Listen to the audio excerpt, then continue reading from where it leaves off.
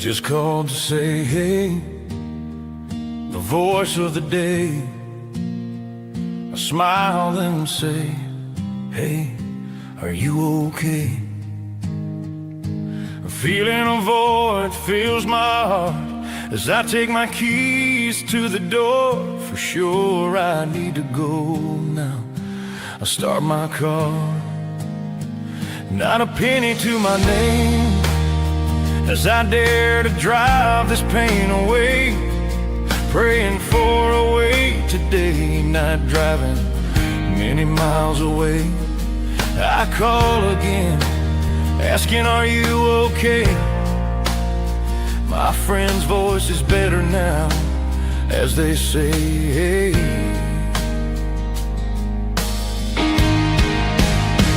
My gaslight on E, it's getting hard to see. Lines getting a little blurry, Lord, keep me awake.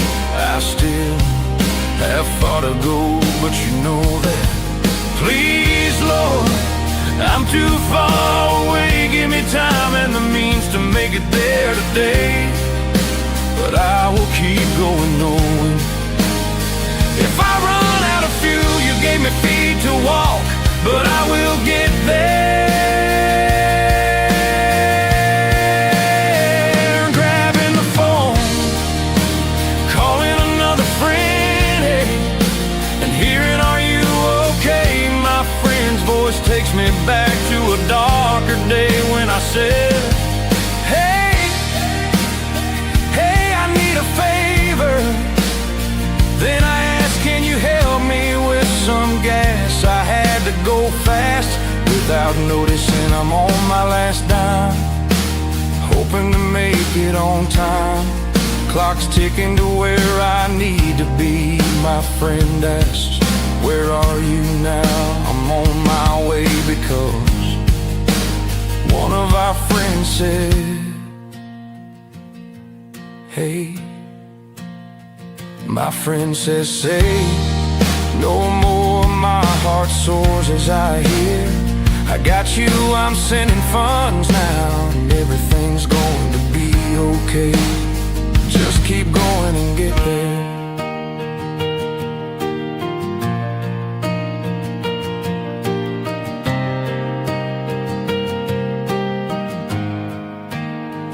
I don't have many friends, but the friends I do have, they are my friends. As I top my gauge, I can see the sun's light breaks the night, as dawn colors the sky and the horizon. I'm on my run, picking up speed, nothing to stop me now. Thank you, Lord. I'm on my way to my friend.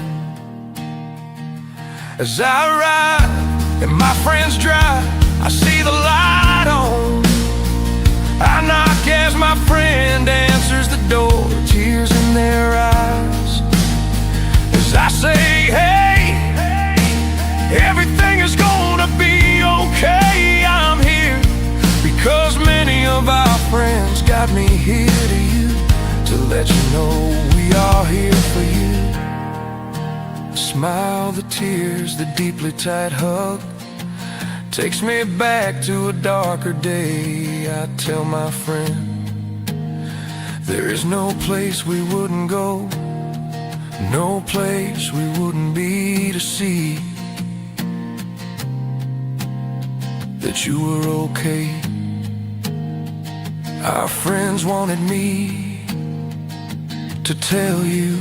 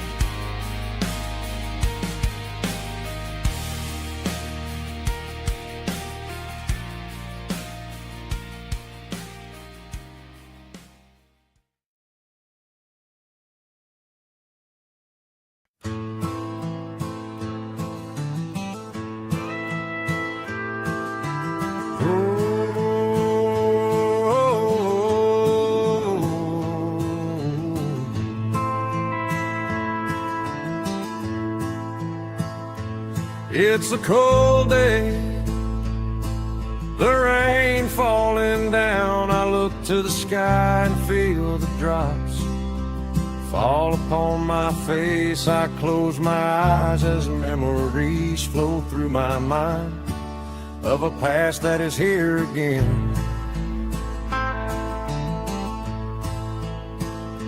I've been waiting for the ones who called me out. For this day they said this would be my day, that they would be the ones who changed my mind and shut my mouth. Now I'm here. My angel holds my coat, steps aside and lets me do my thing. So only one leaves this ring today.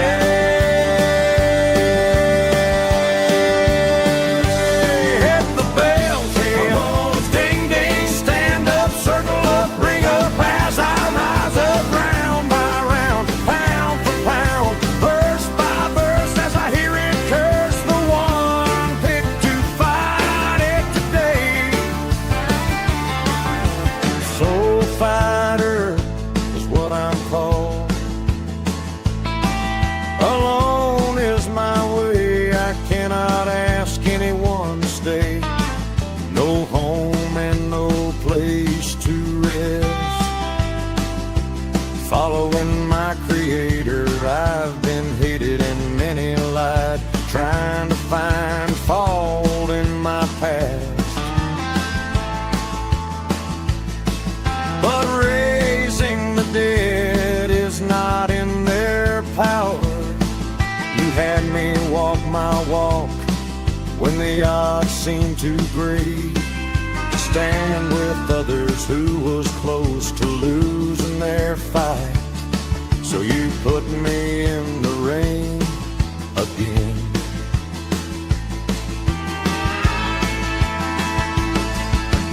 Ding ding, stand up, circle up, bring up as I rise up, round by round, pound for pound, verse by verse, as I hear it curse the one picked to fight it today. You see, I was sent to fight, so don't worry about me when the days are dark, the rains fall and the winds turn cold. Because I know my enemy well, been seeing it all my life. When the devil wants a new soul, I'm called to intercede, and I'm headed there and pray with you.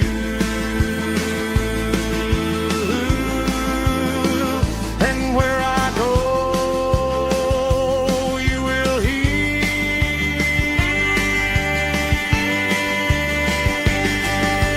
Ding ding,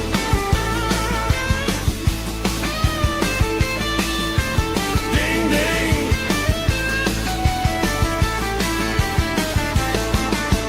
Ding ding, stand up, circle up, bring up as I rise up, round by round, pound for pound, verse by verse, as I hear it curse the one picked to fight it today.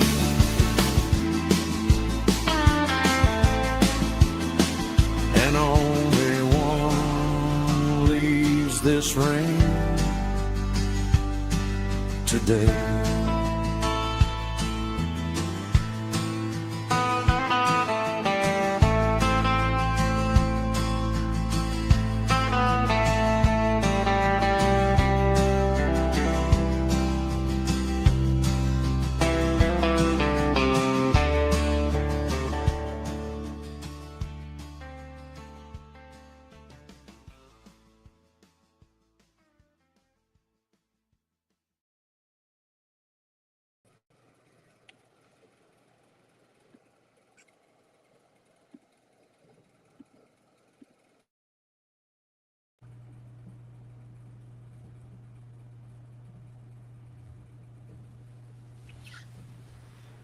Ephesians 6:12. For we wrestle not against flesh and blood, but against principalities, against powers, against the rulers of darkness of this world, against spiritual wickedness in high places. And we'll pray. Father, we're so thankful for Kelly. We're so thankful for the battle that she's recently been through, and that she has agreed to come here to share this story with others. She's an inspiring, beautiful, beautiful soul, Lord, and we're just so grateful for her. Thank you, Lord, for helping us get that video uploaded. Father, just as we said, if he lets us upload it on time, you went ding ding. We love you, Father, so much. Oh, keep your hand over this. Let it always be pleasing to you. Let it reach the ears that it needs to, so that other people can learn how to be strong spiritual warriors too, so that it will encourage them, Father, and maybe even bring some souls to Jesus. In your precious Son's name, Jesus, Yeshua. Amen. Amen. So we were also kind of having our own battle here, trying to get these videos together, and right at close to the end, the internet went down for a second, then the computer messed up, and it started glitching everywhere, sending things all in the wrong area, and so I had to shut it back down, and we rebooted and got it back up, and here we are. And I was like, I don't know if we're gonna make it. And I said, I still gotta load this. I still gotta get it there. I still gotta get it back over here. And I was going, just stay with it. Just keep going. And we got it finally, and it started loading really fast. Faster than it ever does. Faster than it's ever done. Never seen it load that fast. And so we were right before we were about to start in that second video. I just pushed download for here, which it usually takes somewhere up to 3, maybe 4 minutes to load. And I said, oh my goodness. I said, Lord, if you want this video to be up, and we just turned around and looked at each other, and it loaded. Right that instant, we high-fived. Right then, we was laughing. And I said, if the people can hear us, we're already whooping and cheering. And we said, all right, God, thank you. We got it. So. But he was working on finishing the video right up until the very, very last minute. Beyond the last minute. Yeah, beyond the last minute. So thank you for your patience. And even those of you who did not have patience, War Chief. War Chief. You're still hung in there for us, and thank you for that. I think first we'll get the comments, see who's out here, and then we'll do an introduction, and then we'll have our very special tracker guest that's going to be here with us, and we'll get to that in just a second, because it's one of those times that it's just wonderful to share. Let me fix it just a little bit. I was just for you, Kelly. I'm drinking my water out of our Strong to the Finish glass. Strong to the Finish. So let's see who's all here, and because this every stream is a special stream. We think about what we're doing, but we've been with Tracker Kelly, and just sharing what she was going through, and learning a lot, and sharing a lot, and praying a lot. But it's every night special. But this is one of those nights that we're super excited. We're super excited, and we just need to, and we love that we're able to share this with y'all, and that Tracker Kelly is going to share this with y'all, because these things are real. Spiritual warfare is real, and we all go through them And a lot of people don't understand that it is a real war. And if you don't understand that, you can lose these wars. Yeah. So, but Tracker Kelly, she understands and she knows, and she's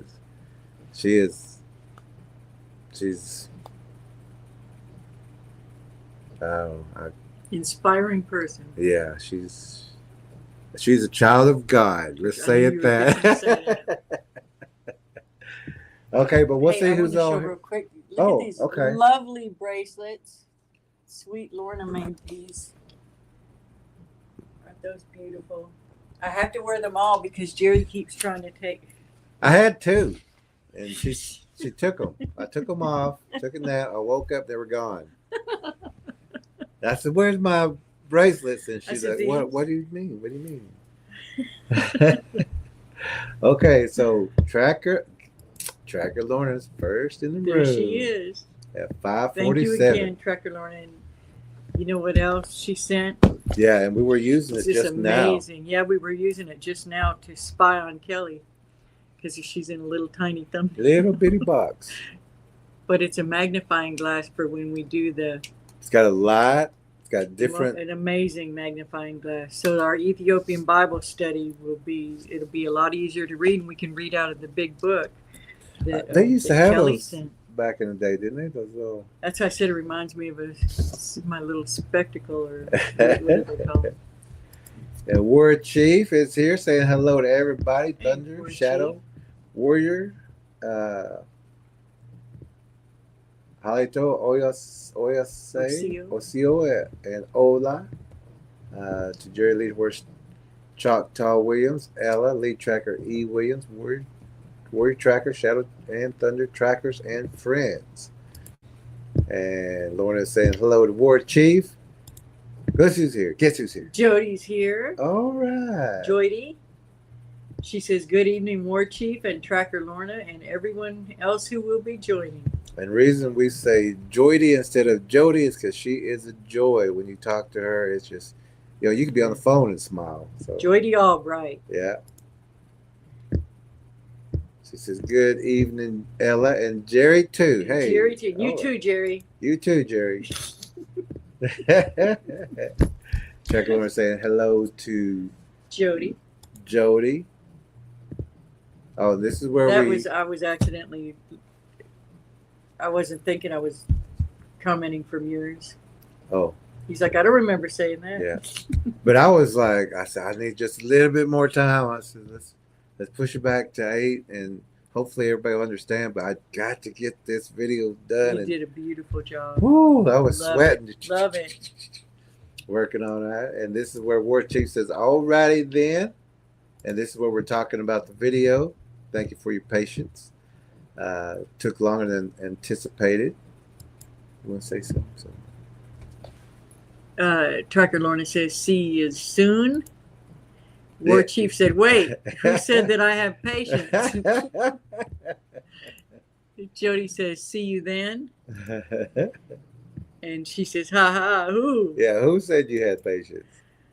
War Chief says, "Well, I'm already here. I'm not leaving and coming back. Ha ha ha." And Kay's here saying, "Hello, Tracker family." All right, Kay. Good to see you, Kay. That's our verse for the night. For we wrestle not against flesh and blood, but against principalities, against powers, against... You changed it up on me. I just made the whole screen bigger. Can't see it in those. Oh, Against I know, because it jumped. There we go. against powers, against the rulers of the darkness of this world, against spiritual wickedness in high places. But we also got to remember that Satan lost the war and was kicked out of heaven. And if you rebuke, he flees. So, maybe not that tough of an opponent. I don't think so. That's just me saying, hope everyone had a great day. Just wrapping things up here and looking forward to our talk with Kelly. Mm-hmm. Saying, I just realized I was chatting with Jerry's account. He's finishing the video. We wanted it to be extra special for Kelly. Mm-hmm. Tracker Lorna is saying hi to Kay. And I said, I asked Jerry if he would be wanting coffee or creatine, and he said yes. Both it is, but not in the same container. JR says, I'm still early. Good evening. all. Hey, It's a little yeah, late. he's still early. Good job, JR. I think we Tracker- probably did that for you. That was it. Yeah. Tracker Lorna says, hi, JR. JR says, coffee for me, or is that creatine creating me a clean heart? Oh, God, that was so clever. Hey, that's a good one. I like that. JR the wordsmith. I said, LOL, of course, video is finished and he's uploading it now. And that was at 7:57. We should know better than to schedule before 8. We never seem to make it before then. It's true. I'm saying thanks everyone for being here and waiting. It will be worth it. I'm just trying to keep you people from tearing the place up. Yeah, like whenever we're not in the tracker meeting and we come back, they're flying paper airplanes, throwing spitballs Throwing at each erasers. other, throwing erasers, throwing the chalk around. War Chief says, Warriors, I'm just doing a 2-step dance right now. Love it. He loves the ding ding song. Yeah. Trucker Lorna's toe tapping. War Chief says, at least. Yeah. And Trucker Lorna says, perfect for the 2-step dance. War Chief's giving thumbs up, lots of thumbs up, and he says, amen. Kay says, amen. JR says, amen, peace. Trucker Lorna says, amen. War Chief says, well, we gave you an extra hour. That was for creating the video. It It took took me every minute. Every minute. War Chief says, it's all good, lead horse. Trucker Lorna's laughing.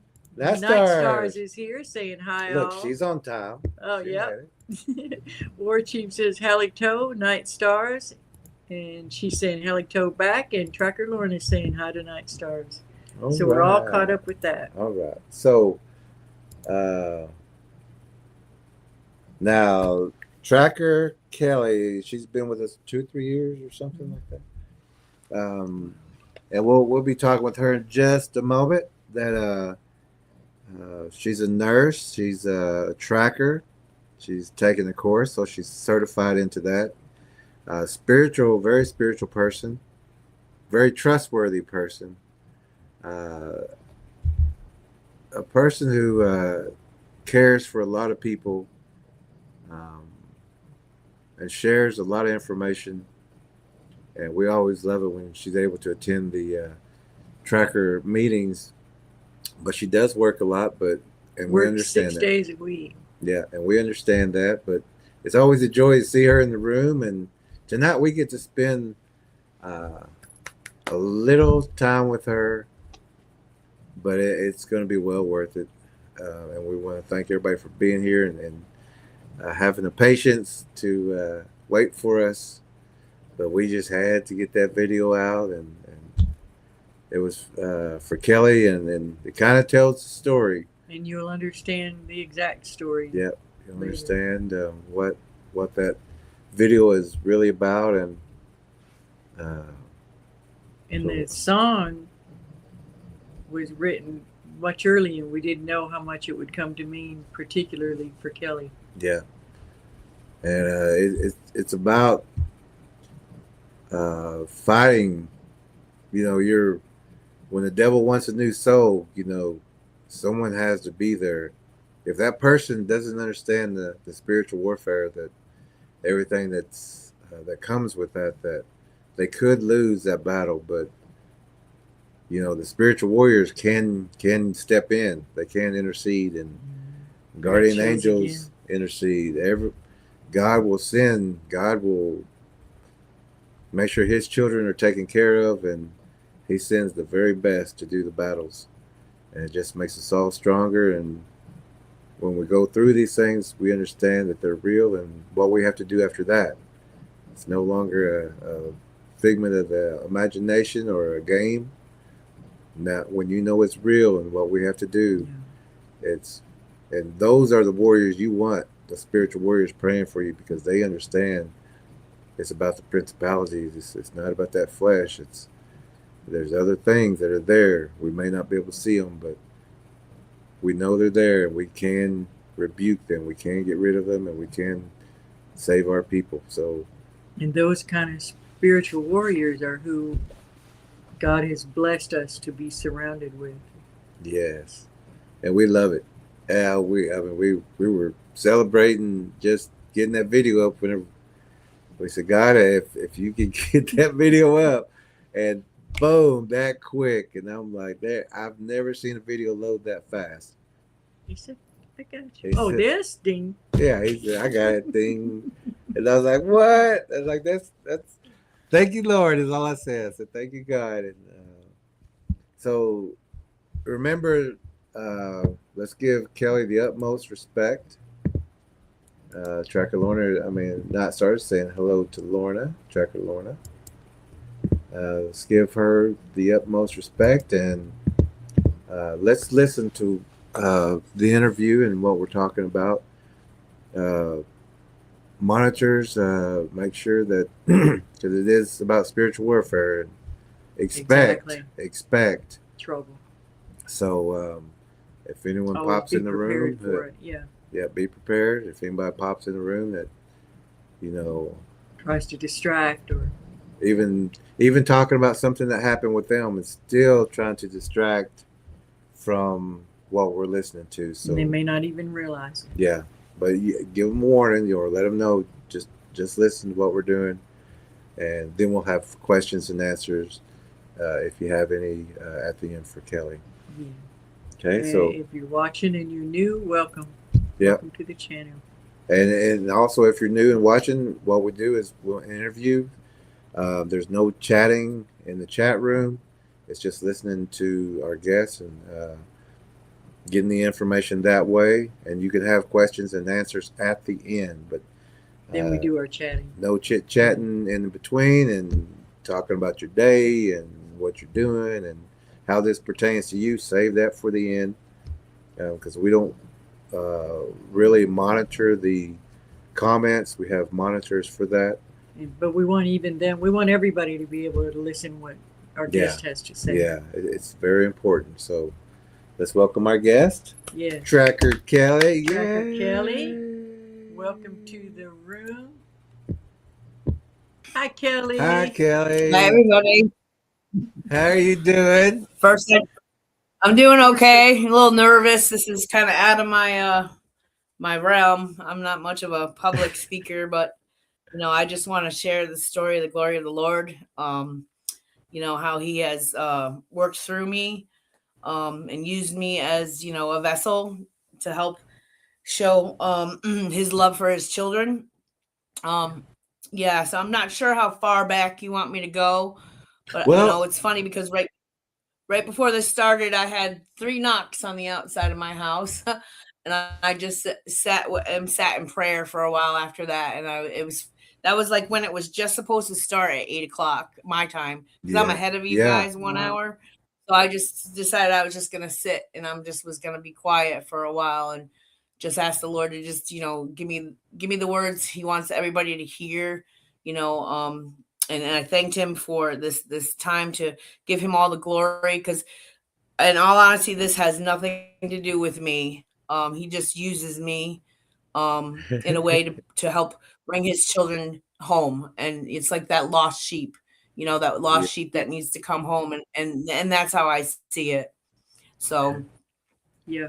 And we had the same things going on right before time. The computer was glitching and everything was, and we said, well, it is a spiritual war. Let's just keep going. And asked at the very end, said, God, if you could get this loaded. That quick. I've never seen it get loaded. For those that don't know, Kelly is out in the middle of the woods. She's by herself. There's no just random knockers out there, other than she does have Bigfoot. No. We'll have her back on the other channel, on our bigger channel, for that another time. And that too is a To talk spiritual about warfare. the Bigfoot. It is, yeah.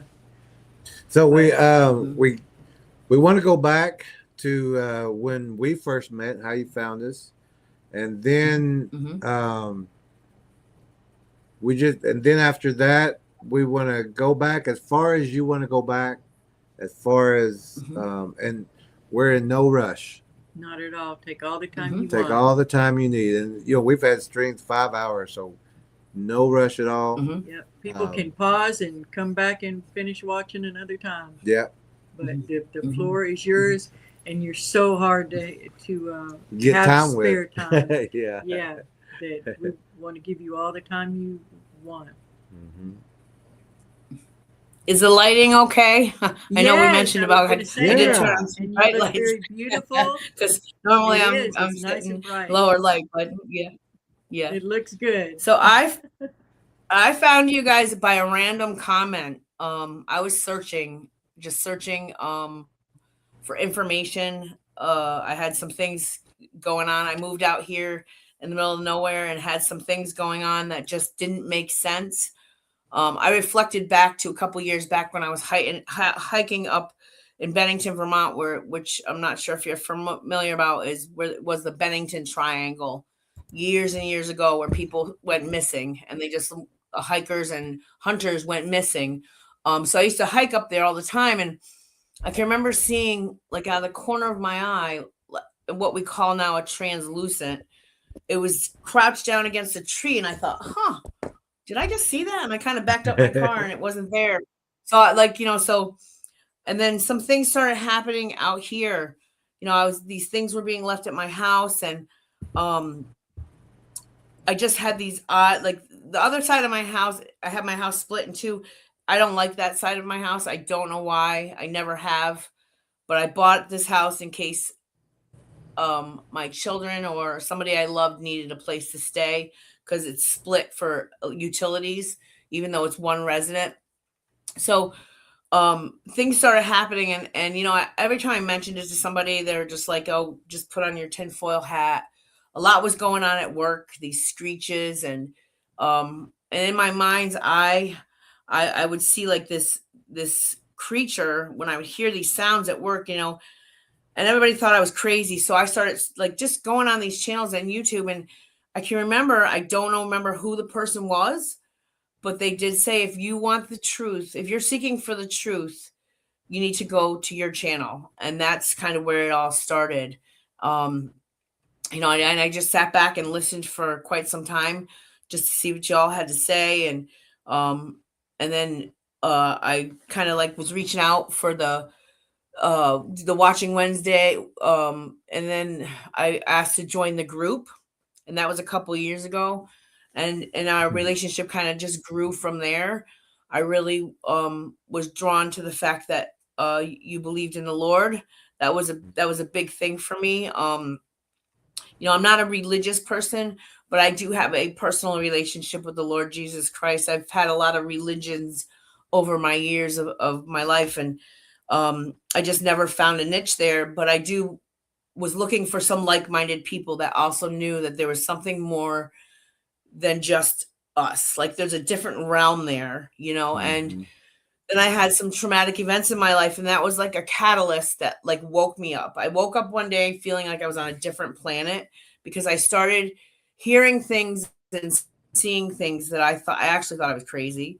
And for me, I kind of like just laid low at that, because I didn't know, where to go as far as I knew. It wasn't like I didn't have mental health issues, but I knew that there was something that was going on. And the more I got involved with your channel, the more I knew that I'm not crazy. And that was a big thing for me, because, it's easy to be labeled that when people don't understand, when you're given the eyes to see. I see a lot of people's faces change a lot. And I do believe I have the gift of discernment of spirits, whether it's in a human or something else. That's not an easy gift to have. Now I just pray. I just pray. I saw a few people at the fair yesterday, and I was like, okay, let's just, come on, kids. We're just going to go on over that way. And I don't know if they see a light in me or what, but they just have this stare that's pretty ominous. And I'm like, okay, so we're just going to go the other way. So I've learned to just lean more on the Lord for that, because that's not an easy thing to deal with. So, and then here we are, I went to the tracker course, and I've learned so much. And I was going to go to the conference last year, and it didn't work out. things started changing with my dad, my parents, and my dad, and family had to come first. And then my dad was diagnosed last week in November, with cancer, and I was actually at a hospital sitting with a really, really close friend of mine doing a DAT scan for Parkinson's, and I got the phone call from my dad. So it's kind of like it was like two things at once that kind of just hit me sitting in the hospital in upper state Vermont, and I was like, okay. So I did attend all his oncology appointments, and he wanted to try treatment, and I had been estranged from my dad for a little bit. A lot of us, I have two sisters and a brother, and a lot of us children were, because there was a wedge with his new wife. So, but once we connected and he called me after that, I refused to allow a wedge between my dad and I. So I actually tried to love her and just accept the fact that's his wife and he loves her. Even though there was red flags all along, I just prayed about it, and I couldn't be like her, because then I would become her. If I acted like her and treated her the way she was treating my sisters, and then I would become her. So I tried to like kill her with kindness, actually, and then it got her really mad sometimes. But I refused to be like her, because that's not who I am. And each week, and I would call my dad every day on my way to work, just to check in and see how he was doing. And I'd go to his oncology appointments, and I was bringing him Boost and making him food, and but she was always right there, and like almost like she was afraid he would actually love me. And during this time, he had no relationship with my sisters at all. They had been estranged for quite some time, and my brother was going through some personal issues, which caused a wedge between my dad and him, and she was feeding that fire. But I never got into the middle of that. I just stood back, and I did a lot of praying for that, because my brother has his own journey, and he has made his own choices. But I did pray to the Lord every single day for whatever his will for my brother's life was, to have that happen. And as time went on and my dad started chemo, he did really good for a couple months, and he kind of held his own, and he was feeling very good. And then they found a couple. Well, he was in Vietnam. He was a Vietnam veteran, and this cancer all started from lung cancer from Agent Orange. So that we did find that out, which moved to the lymph nodes in his body very quickly. And he was a small guy, 5'4", and only like 170 pounds, So it moved really quickly, very fast moving cancer. Went from that to his spine, to his lower back. And so he was giving it a go, the chemo. I just supported him and her in whichever way I could. I was, at a point in time, so they found he was hit with shrapnel in Vietnam in his head. So he had some scar tissue in the frontal lobe of his brain that healed well. He always had this big scar, and I can remember as a child him telling me the story about that. And so they weren't sure. They had to do a lot of CAT scans and PET scans to see if it was actually just the scar tissue, but it started to metastasize around that scar tissue, the cancer. And he made a decision to be fitted for a helmet and get radiation. I personally, he asked me what I thought. I personally was against it, because he had just finished a round of chemo. And radiation is very invasive. I'm a nurse, but there's certain things that I don't agree with in the medical field. So, but it was his decision, and I supported him in whichever way I could. And then he got really sick, like completely sick, where he ended up in the hospital right after that for dehydration, like 3 times. And she decided she was going to go away and not tell anybody.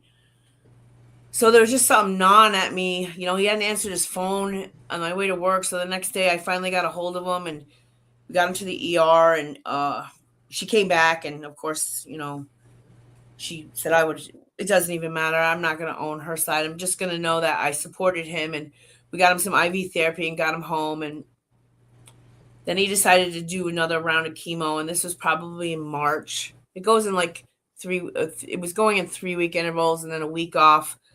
And then his labs came back really terrible. So, you know, he had to make the decision.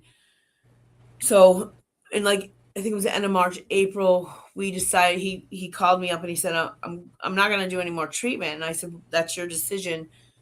And so he wanted to know about hospice, which is what I do. You know, I'm an older adult, which years ago they called geriatric nurse. I have been in geriatric nursing for 35 years. I was an aide, nurse's aide for many, many years before I became a nurse.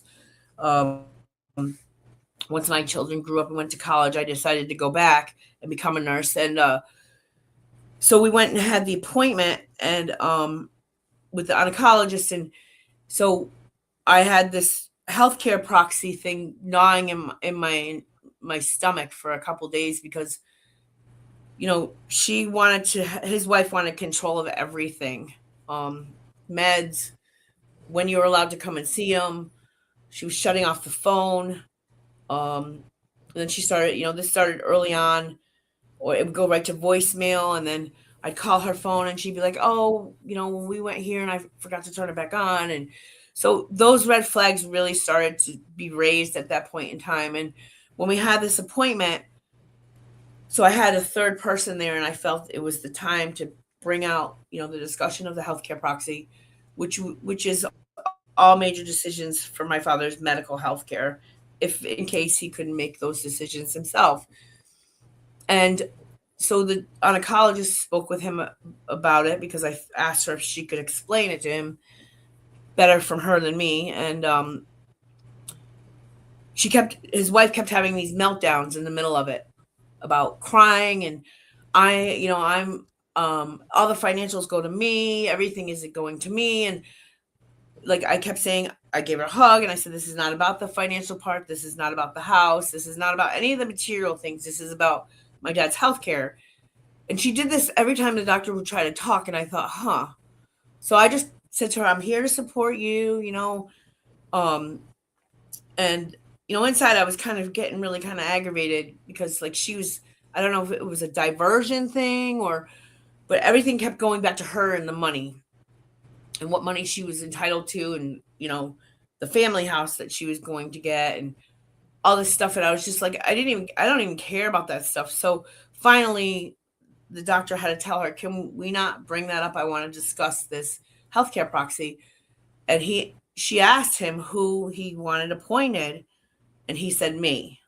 And she just got this, she went from completely like crying about the financials to like this face that I like, even the doctor kind of gave me this look like it was like this stern, like, and the energy that came off of her, like evil look on her face.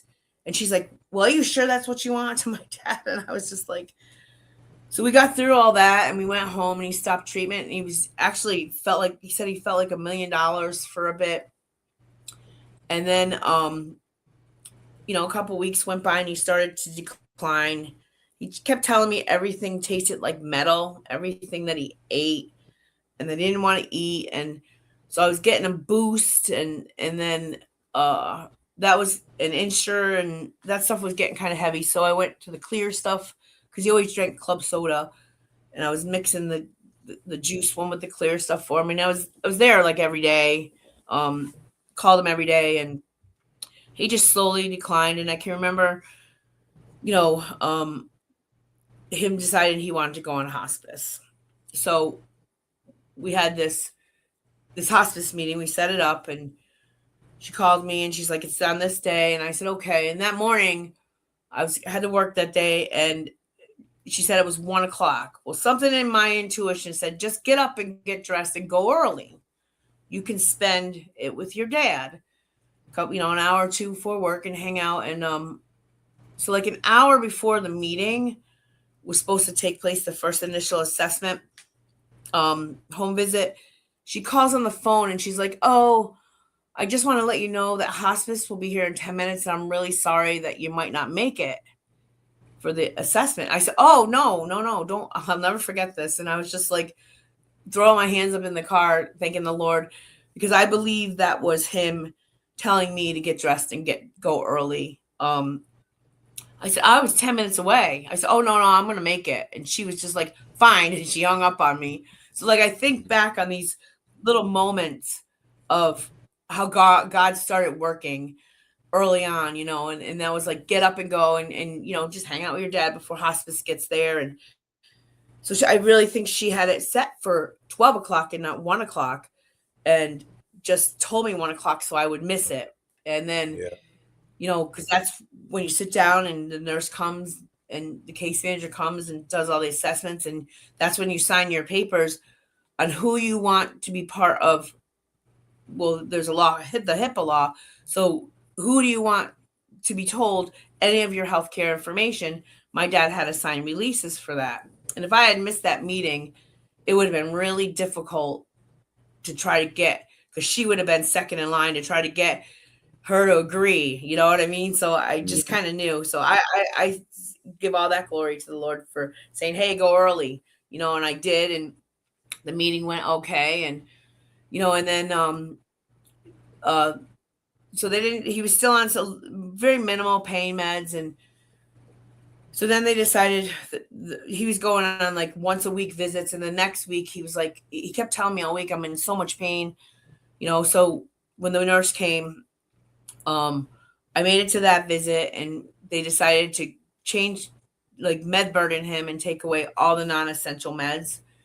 And here we are. I think we're going into like May by this time. And so they put him on some really painful, hardcore meds, and he wasn't sleeping. He couldn't lay down because of his back. And so they put him on hardcore meds, 1 tablet in the morning and 1 tablet at night, and then breakthrough meds. And,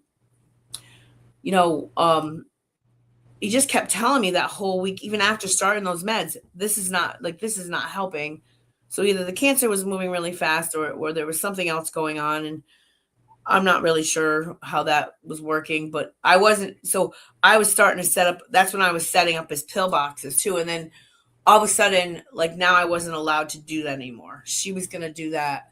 So I called hospice and I said, "Well, I really think that, if the nurse could set up the pill boxes at this point in time, that would be very helpful." Because she was kind of like, she every time there was a hospice visit, she kind of flipped it back to her, and she would get so upset she'd have to leave the table. And, it was kind of like diverting the attention to her. And my dad would just look at me and be like, "I don't understand this." And I'd be like, "It's okay."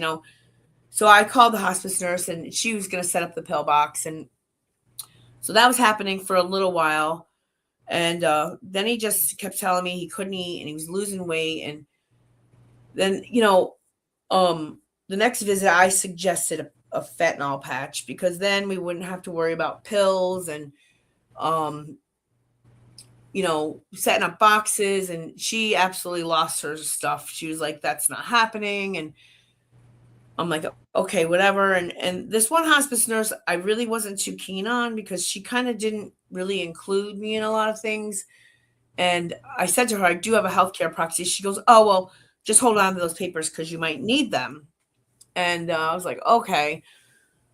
So, time's going on, and now he's complaining. I was reaching out to Jerry and Ella, just letting them know what's going on. And,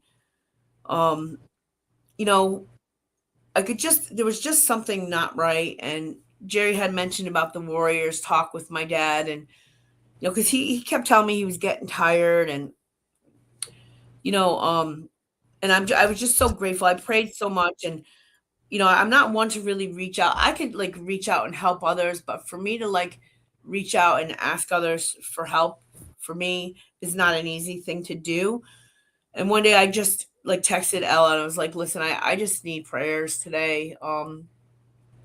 This is what's going on." And they were so understanding. And they sent prayers, and that like connection was definitely built because I was not aware of what was up and coming. Um, but I had somebody to lean on for that. Because like I said, I don't have many friends, and you know, my circle is very small. And yeah, so then finally, like my good friend of mine went to a picnic with my sisters, and I didn't go because I had to work. And my one sister like went up to my friend and was like, "Listen, I need to get a hold of my sister." Like, and she started like really crying and getting upset, and like, because I hadn't seen them in like 10 years. And she was like, "I really need to get a hold of her. I know she's in touch with our dad." And I guess she had been trying to reach him by phone, but what we found out later on was happening is that his wife had gone through and blocked everybody's number, and except for mine. Um so and so finally I called, texted her and said, "Hey, can we meet for coffee?" And she's like, "Yes, but I'm not available till this day." And we finally met up, and it was like I was telling her like dad wasn't doing good, and she just started crying. And we both started crying, and I explained to her, like I had to figure out a lot of things in my life, why I had to walk away from the family for a while. That was just the way it was. It wasn't against her, and she was completely understanding. And then I talked to my dad, and I kind of put it that she wanted to just be part of, and they got reconnected. And then she reconnected me with my other sister, who that one sister and I are like 10 years apart. So my dad had some alcohol issues in my sister's life, but he got sober when I was 10. So my other sister never experienced the same family dynamics as my sister and I did, my second sister. And I got connected with her, and she was so angry. Like she still is very angry about just a lot of things, and why dad would choose his wife over her. And I just kind of prayed for her and was kind to her. And then he started really getting sick, and we started going over, like taking turns going over all the time. And he stopped treatment, and but then she started like telling us when we could come over, and we'd have to text, and I wasn't going to listen to none of that. I would just stop anyway. And then the last hospice visit before he really got sick, she shut the phone off and changed the appointment on me. It was supposed to be Tuesday, and she changed it to Monday and never told me. So I kind of knew that something was really ramping up here. I don't get those kind of people. And and then we had our words, that I asked her if my dad knew that she shut the phone off and changed the appointment, and she wouldn't answer me. And she said, "Well, we just needed our privacy." I said, "Privacy? Like time is of the essence here. He's really sick, and he has expressed to the hospice nurses that he wants his children there for him and involved in his end of life care." And we had our words, and I thought I was pretty decent. I wouldn't say what I was thinking. I have to ask for forgiveness for that. And then when I finally got to go to the house, like a couple days later, on the refrigerator, I'll never forget it. There was this big yellow piece of paper. And I walk in, she goes, "Oh, by the way, I got a new one." And I looked, and it was the healthcare proxy was changed. She had taken him to his primary and changed his healthcare proxy to her. So I was like, okay, you know what? This is just not. This is more than what I believe that what this is actually about. And then he declined, and my sisters and I. It was like probably I want to say the week before I took some time off. We were rotating, and my one sister lives like 2 miles away, and she was driving by every morning and stopping in. Because she had to bring her daughter to this camp every morning, and stopping in, and her and his wife absolutely do not like each other at all. She kept saying to me, "Can you pray for me? Because the hate I feel for her, I don't want the Lord to in order for me to be forgiven, I have to forgive." She said, "But I'm just not there right now." And she'd say that every time I see her, "Can you pray for me?" And I would pray for her, and yeah. And then I would stop on my way to work, and it was like a Wednesday, and I had a couple of days off that following week, and I decided I was just going to put in for a couple PTO days, and the following week, and then my sister was going to take a day off, and we were stopping every day, and then that Monday came, and the three of us got together, and we were like there all day long, and just he was. That's when I said to her, we kind of need a hospital bed. And everything I said, she fought me. And then we finally got the hospital bed, and we moved all the furniture from upstairs, downstairs, and settled everything because he couldn't walk up the stairs anymore. And got everything situated, and their husbands and my nephews came, and everybody went home, and the three of us just kind of hung out. And she just sat on the other side of the room, and we just sat quiet for a couple hours. And then we kissed him goodnight, and I told her I'll be back in the morning. Call me anytime at night. And then we get outside, and my one sister just like started this huge, like I honestly think she like because my one of my sisters is a born again Christian. She's saved. She believes in Jesus. I did not know that. She is a child of the Lord, and I did not know that until we reconnected. So we have this common belief together. And my other sister, she doesn't she believes in God, but she doesn't believe in the Lord like yet. I'm going to say yet. She's very angry, and there's just a lot of stuff I guess she has to go through. I keep praying for her. She started this huge argument,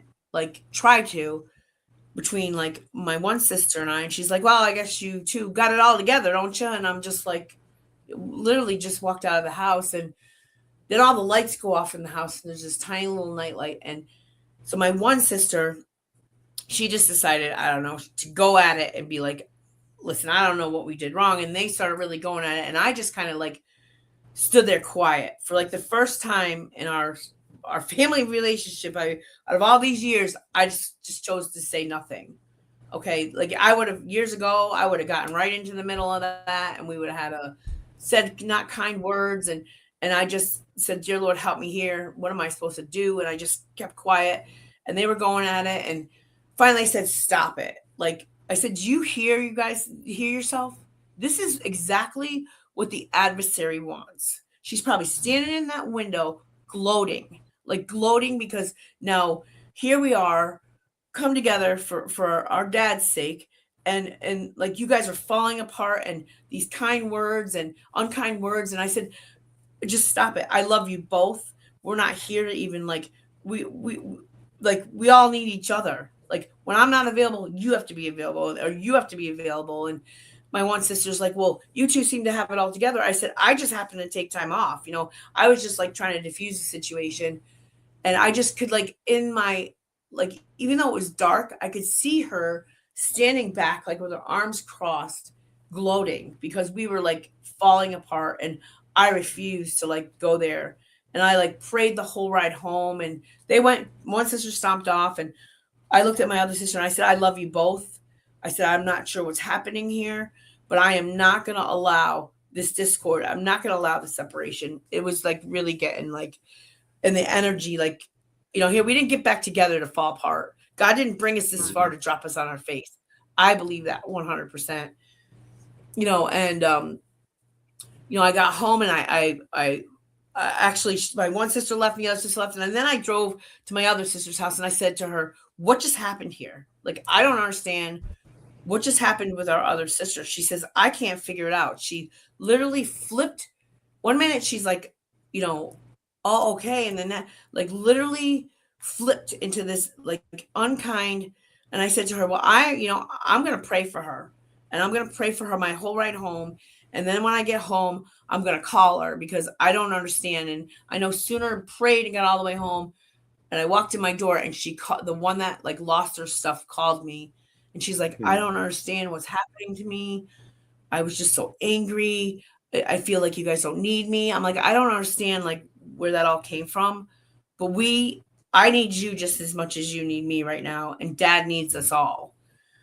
So we got through that, and she said childhood stuff was coming up, and and I prayed with her, and she called my other sister, and I prayed with her too. And I just said, I stepped away for a long time and had to work on some childhood things. Being the oldest of our family, my parents were young. My dad came back from Vietnam with some serious PTSD. My life was way different than my other two siblings that didn't see my dad in that way and how it affected. But I worked really hard on my relationship with the Lord to help me through that. So I'm going to pray for you guys, because if he can help me, he can help you. And that's just kind of the attitude that I had. That was Tuesday night. And then Wednesday night of that week, the hospital bed came, and we got that all set up. And my dad had just, like, I don't even know where it came from, like really, really like high. He was up walking around, and he was kind of, I think it was the meds. They put him on fentanyl, and he was hallucinating, and he was just so happy to see everybody. And she kept saying, well, you can't walk around. He's like, I can do whatever I want. And he was on that high for a little bit, and the weekend came, and I had to work, and the whole family went and saw him, and I was grateful for that. And then Monday came, and bang, he was like in bed, really sick. Fentanyl was increased to like from 25 to 50 micrograms, and he was still in and out. And then I came there, and she didn't want any part of the care part. Like, she wasn't going to change him. She wasn't going to reposition him. She wasn't going to wash him up. And I kind of knew that. I made that comment a year prior to my brother, after he was diagnosed. If anything ever happened to Dad, she wouldn't do that. That's not her thing, which is fine. I felt honored to take care of my dad like that. And when I was changing his shirt, I noticed like this whole side was bruised, and I was like, what happened there? And he's like, oh, I fell down the stairs. I'm like, yeah, but nobody called. Like, why didn't she reach out? I could really like feel this anger coming up. And she's like, well, I didn't think it was important. So I called hospice, and they came. And and that week I was trying to like just talk to him about the Lord, but I really felt I had some fear going on there, like, especially because she never gave us any privacy, like, and I knew he knew the Lord, but I didn't know how he still stood with the Lord. And I just wanted to make sure that he knew that the Lord loved him, and that he just had to go to him and bow down and just tell him that I'll repent for all your stuff, and once again, and I don't know, just tell him that you love him, and that you want to be his child. But every time I went to do that, like I always had to go down to a whisper, almost like I didn't really want her to hear me say that. And I think thinking about that, I was afraid she wasn't going to let me come back, because she started to tell us that we couldn't come without texting first, and she was locking the door at night because she was afraid, or there's just all these excuses. And so that whole week, and he had fought, and then so I cleaned him up and put him in position, and the meds started really kicking in. And then I went home. My other sister came, and she did that time, and like in the middle of the night she called me, and I'd go down there, and she'd be like, he's fine. Like, she'd wake me up for all these things, and then he'd be okay. And I just think she was trying to wear me down. I honestly believe she was starting to wear me down. And and then, like, as the week went on, he got really like almost out of it. The nurse came, and we put on an additional fentanyl patch, and he started the morphine, and he could still hear what you're saying. And so my brother was incarcerated at the time. He was in jail, and all my dad kept saying was, I just want him to get sober. I just want him to get sober. I'm sure he wouldn't mind me sharing this. I did speak to him earlier about it. So I had to set up a call from the jail, because they can only call certain times. And so he spoke to my mom the day before, so we set up this time, and I had to be right there when he called, and I put the phone up to my dad's ear, and my brother, I told him, you need to thank him and stuff, and you need to give him a talk that what a great dad. And he had like, and it was so funny because it was like he had like 30 something days sober, 30, 34, 35. And he was telling him he was sober. My dad was smiling because that's all my dad ever wanted was for him to get sober, you know. And so we did that. And it's funny because she went outside as the phone rang because she didn't want my brother and my dad to have any connection. She didn't want them to rebuild their relationship at all. And it took, you know, it took the Lord to put him in jail to wake him up. And you know, I'm just grateful that he's sober to this day. And that my dad, before he passed, got to hear he was sober. Like the smile on his face, he was like, you know, when you're on those kind of meds, you're kind of like in La La Land. But the smile on his face got so big, and his eyes opened up, and you know, he could hear everything he was saying.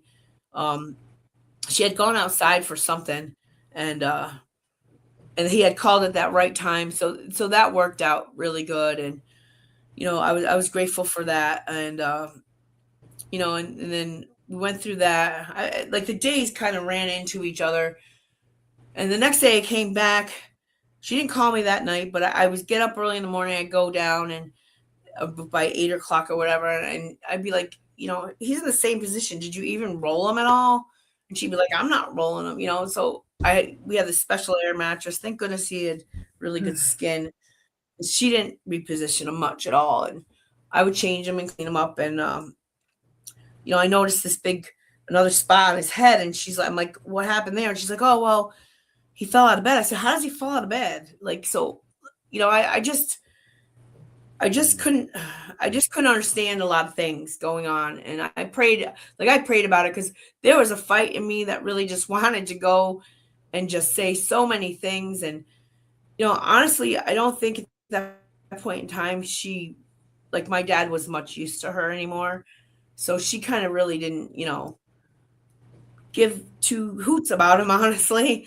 She didn't roll him. She didn't wash him, you know, like, so I'm just grateful that the Lord, like I didn't plan to take that time off. It just kind of so happened. And, you know, that I was there for him, and my sisters were there, and, you know, and then,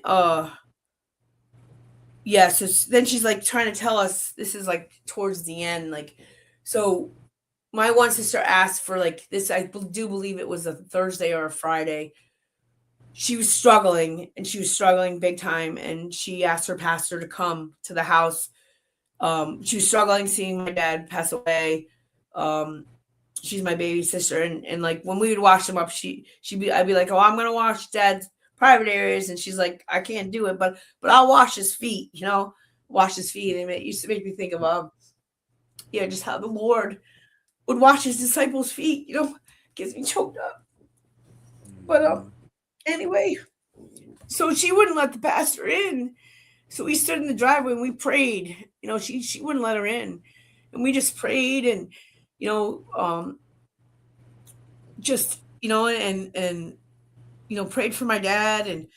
And that was Thursday. And, you know, it just thinking about how the Lord used such a, hold on a minute. Such the ending of somebody's life to bring lives together blew my mind. Like, I think about it to this day. It's like everything had happened exactly how it did. But like our dad passing, it actually reunited our whole family. My brothers get, you know, where he's got to be on the right path. My sisters and I are reunited. I had an estrangement with one daughter. I'm now reunited with her. Like everything, like it just blows my mind. Like, you know, how he was using this situation to like show all the glory to him, to like heal and mend relationships and everything. So, you know, it just, I thought about that. We were standing there and like she wouldn't let her in, and, you know, and then we would just go in and we would just, I don't know how long we would just sit there and be quiet, and she would just stare at us, and he'd be laying in his hospital bed, and like I wasn't leaving it. I didn't have to say anything, you know, and I would just listen to him breathe and hold his hand, and pray, and then us girls would just talk about some happy moments, and we sat there for days and like did that. And she got so mad. And Friday came, and she's like, well, I went down in the morning. She's like, well, I'm just gonna let you know that like this weekend is the weekend for my family to spend with my husband. And I was like, he was dying. Like he literally was like so past the point of like, I mean, you could arouse him, but you could tell he was, I do hospice for a living. He was changing. And I said, absolutely not. Like, I'm not okay with that. And my one sister was like, that's not gonna happen. So we went home. It was like 10 o'clock, 11 o'clock in the morning, and her kids were coming down. And I figured, okay, the afternoon, they can have the afternoon. And I get this phone call at like 4 o'clock from my youngest sister who drove by the house. And she's like, I don't know what's going on at Dad's house, but there's like 10 cars in the driveway. I'm like, what do you mean 10 cars in the driveway? And so we had like this group text. And she's like, well, I think you need to come down here, because I live up north about 20 minutes and my other sister lives west about 20 minutes. So we both said, okay, well, we'll meet there at 5. So we get there, and there's all these people, for one, I don't even know. They have like this pizza party going on. Like my dad's in the other room, and I look over, and they're all like sitting at the table drinking beer. Like I literally almost, because my dad didn't, like, he was in recovery for 45 years. And, he didn't have alcohol in his house. That wasn't his thing. If you wanted to have a beer when you were out, or a drink when you guys were out at dinner, we were out at dinner, that was your prerogative. But he just didn't allow that in his house. It wasn't his way of life. He didn't live like that anymore. And, he used to boast about his wife's son, how he was in sobriety and recovery. And he used to say stuff like, I wish your brother could, like, get it like he did. And I used to say, well, Dad, don't forget where you came from. I used to always say that to him. Don't forget where you came from. Let's have a little, like, empathy and pray for my brother. And I look over, and, this person this man, which was her son, that he thought was living this life of sobriety, is drinking a Coors Light. And I'm thinking, how disrespectful. And then I walk in the other room, and there's like all these people that I've never seen before in my life. Just like they're really loud, and like I could feel like my anxiety, like I don't even know if anxiety, I think it was more like fight or flight because my blood pressure is going up and my heart is pounding, and she's in there hooting and hollering. And I said, excuse me, what is going on in here? And she's like, they all stop and look at me, and they're like, look at me like, who am I? And I looked at her and I said, is he still in the same position as I left him at 10 o'clock this morning? And she's like, well, yeah, I wasn't going to change him. And I was just, I lost it. I literally dropped the F-bomb and was just like, I don't understand what is going on here. Get out. I said, I'm taking care. Well, no, she says, no, you're not. I'm waiting. I said, listen, I'm going to tell you right now. You got like 2 seconds. And she like ripped the covers off of him in front of everybody. And I completely lost it. I honestly don't. I know I swore. I had to pray for forgiveness. Swore more than times than I should have to give my father some dignity and respect. How dare you take those covers off in front of all these people? I was so, like, I can still feel that anger to this day. Like, I was so angry. And I told them, every single one of them, you need to leave. Step right on out of here. And my youngest sister was appalled. And my other sister started crying. But I could, like, feel, like, I was so angry. And, yeah. And that was that. That was the day before he died. Yeah, she was just, that was it. And I was just like, everybody, like, that was 2 days before he passed away. And I cleared house. I was like, that's it. And like, who are these people? And then they got in their car and left. I didn't even know who they were. And then her son was the one that stayed there. Like, all these people supposedly drove 4 hours and then they just completely left. There was a bigger picture there. And that's when my sister and I gave him a complete bed bath and washed him up. And she just kind of stood there with her hands on her hips. And she knew I was angry and I was not having it. Like, this is not okay for me. I'm a nurse and like every patient, every resident, every human being deserves respect, you know. So yeah, that to this day, I'm sure I dropped the F like many times. Like yeah, I was so angry, and we ended up staying there pretty late. And I told her I'll be back first thing in the morning, and then I no sooner get home, and she's like, I think he has a fever. I'm like, okay, he feels really warm. So I said to her, just give me a little while, put some cool compresses on him. I went down and he was like 100, by that time, 103. So uh, she's like, well, I have to call hospice. I said, oh, no. So I ended up having, I couldn't take Tylenol. I couldn't take anything PO except for the morphine and the Ativan crushed together and the fentanyl patch. So I ended up having to give him a Tylenol in another way, which she wasn't gonna do. And this is my dad, and it's just I do this for people that I take care of at work. So like whatever I had to do the best by my dad always, like, we never wanted for anything. He worked 6 days a week. He drove a truck. You know, his dad died when he was 10. He came from like a life really his start. He didn't have a chance when he was young. Like he came from a complete alcoholic family. He didn't have a chance when he was young. So he did the best he could for us kids, and he deserved the best that I could give him. So then Saturday came and we decided that we were going to bring up the conversation.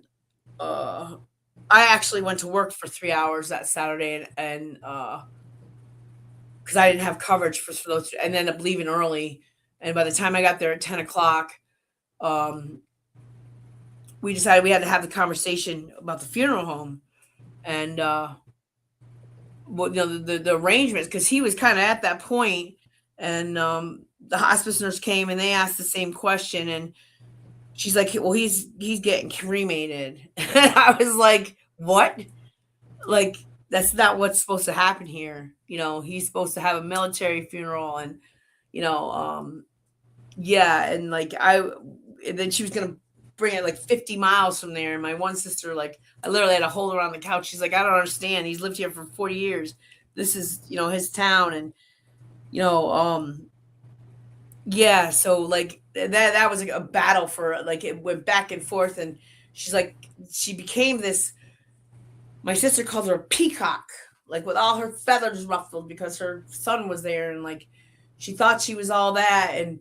And I'll never look at a peacock the same. I'll tell you, I will never look at a peacock the same. But anyway, she was fighting tooth and nail, and she, like, my one sister, she went through these texts, and she, like, my sister started crying and apologizing, and I was just like, what are you apologizing for? I'm not no, this is not gonna happen. Okay, so you didn't like the tone of the text. No, you perceive the text in a different way than it was meant to be perceived. It's your perception. Like, she had she knew how important it was for us to have a military service for my dad. And she had the ball was in her court. And, our hands were tied for that. My dad, he chose her. He loved her. He didn't have a will. In our state, everything, even though this is what he wanted, but in the state that we live in, everything goes directly to the spouse. There's no middle ground unless there's a will. That's just how it was. You know what I mean? And we tried to, we even tried to tell her that, the military takes care of everything, and she wasn't going to have that. And she left us in the dark, and we sat there for I don't know how many hours. She just kept, like, she sat in the bed over there, and we sat on the couch, and yeah, and that was that. We did have the pastor come back that night, and she did allow her to come in and pray a little bit, and he was just declining, and just thinking about it, like, just the stuff she put us through all week long, and he was still at the same point, and we said our prayers and we went home, and I just needed to get some sleep. It had been a long, rough week, and we cleaned them, changed them again, and went home. And then you know, it was just I don't know, 4 or 5 hours later, and I literally, like, she texted me and said something in the middle of the night about a Kelly, fever again. Kelly. Yeah. Uh, before we get to that, I want to, if it's okay, to ask you when you had the Warriors talk. What did you Yes. talk about before we get to Mhm. this last part? I just thanked my dad for being my dad, for everything Mm. from, from giving birth to changing my diapers to uh, uh spanking me with love to, every teaching me right from wrong, providing for us, working so hard, always putting his children first, for being a amazing father, for caring for my mother, um, for providing food on the table, um, for all the many nights that he got up at 3 o'clock in the morning and got in a cold truck and drove miles and miles away. Um, for all the everything he did for, being my dad, teaching me how to fish, how to change tires in the car and change the oil, how he taught me how to jumpstart a stick shift when the battery was dead by rolling it down the hill and popping the clutch. I mean, just all those things. He taught me how to drive when I was like 10. Um, for all those times that he disciplined me with love, and at the time I couldn't stand it. Um, for everything, for always being there. For constructive criticism. I thanked him for telling me the boyfriends that he didn't like. Not that I followed his direction, but Yeah. just for But did he every call him right? no, I never followed my dad's direction when it came to that. No, um, for being brutally honest when I didn't want to hear it. I just thanked him for being my dad for every single thing, because without him there would be no me, and and I kind of talked to my sisters about that too. They didn't do it in the same way, but I thanked him for everything, every little thing. And so funny because he brought me down in the garage, and I was in like kindergarten, and I remember we had this like bazaar at school, and you could buy these little things, and I bought this kind of looks like a troll. Don't ask me what I was thinking back then. Little rubber troll like thing, and and it was ugly as sin too. I don't know why I picked that, but and he had brought me down in the garage because he put together a toolbox for me before he passed. He wanted to make sure I had all the right tools to like work on the car or work on the house, and he's like, look at what I have here. And he saved that little thing for 50 years. Oh, 50 years he kept it in that wow. toolbox. And I was just like, Dad, you still have that? He goes, I wouldn't get rid of it for anything in the world. And I was like, wow. So he kept that from when I was in kindergarten. And I just thanked him for the man he was, the friend he was. Just because my dad was my best friend. And we have such similar personalities that, same sense of humor. Just because I thank him for everything, the good times and the bad times, and anything I could think of, and I miss him. And it's just like, everything. And I found out too, like, he's like, I didn't know, I wasn't always confident as a dad. He told me that I didn't know if I was doing it right. And, and he, apologized for some stuff when I was little. And I was like, Dad, I don't think about that stuff. He goes, yeah, but I had a lot to learn back then. And the conversations were deeper than I ever thought they were going to be. Wow. And that went on that week before he got really sick. Like us girls, we all, we sit on the floor next to when he was on the couch and, just talk with them and bring up old stuff. And, it was just, it was a great memory to have, and I didn't know my dad wasn't confident. He's like, I had a little insecurities. I always saw him as like this big, you know, even though he was really kind of small, and only 5'4", but you know, he had like I always saw him as like my hero, you know, even though like you know he had life was hard when I was little. The 70s were hard. Vietnam was not a good time, you know. I don't hold on to any of that. Like that's all I knew. So, you know, I'm not saying that I didn't have a different life than my sisters and brothers, but it made me who I am today. Everything that I had to go through, it made me who I am today. You know, my dad, he provided for we never wanted for anything. We always got what we needed, and you know, he always give us mostly what we'd want. He made us work for it, though. You know, that was one thing my dad. Like I can remember I had a job when I was like 10.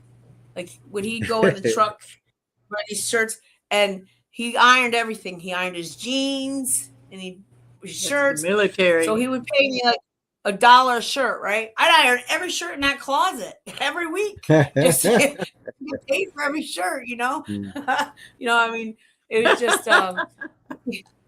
he taught me the value of hard work, you know, he really did. And clearly I watched him, you know, yep, every week go to work, and he'd be gone all week and come home on the weekends, and he'd still make it to the, you know, school events and yeah. So like I, you know, and my mom's a hard worker too. It's just she ran the house and he drove a truck all my whole life, you know, and but you know, he did discipline us, not in a way that I think society would allow you to be disciplined today. But you know, he always explained then why. Look at society today.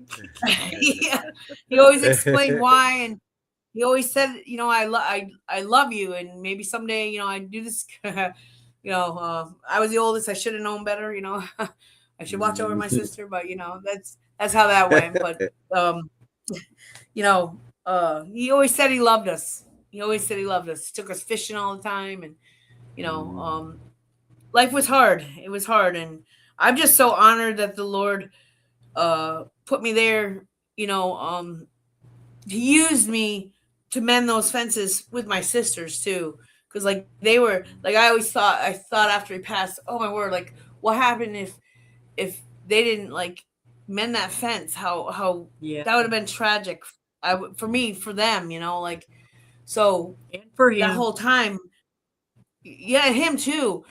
Like looking back, like there was a plan the whole time. Always. The whole time there was a plan, you know. And but I think about like I did have some fear though about having the Jesus talk with him, and you know, because I knew he believed in the Lord. I just don't know where he was at with that, you know, because sometimes you go astray, and you know.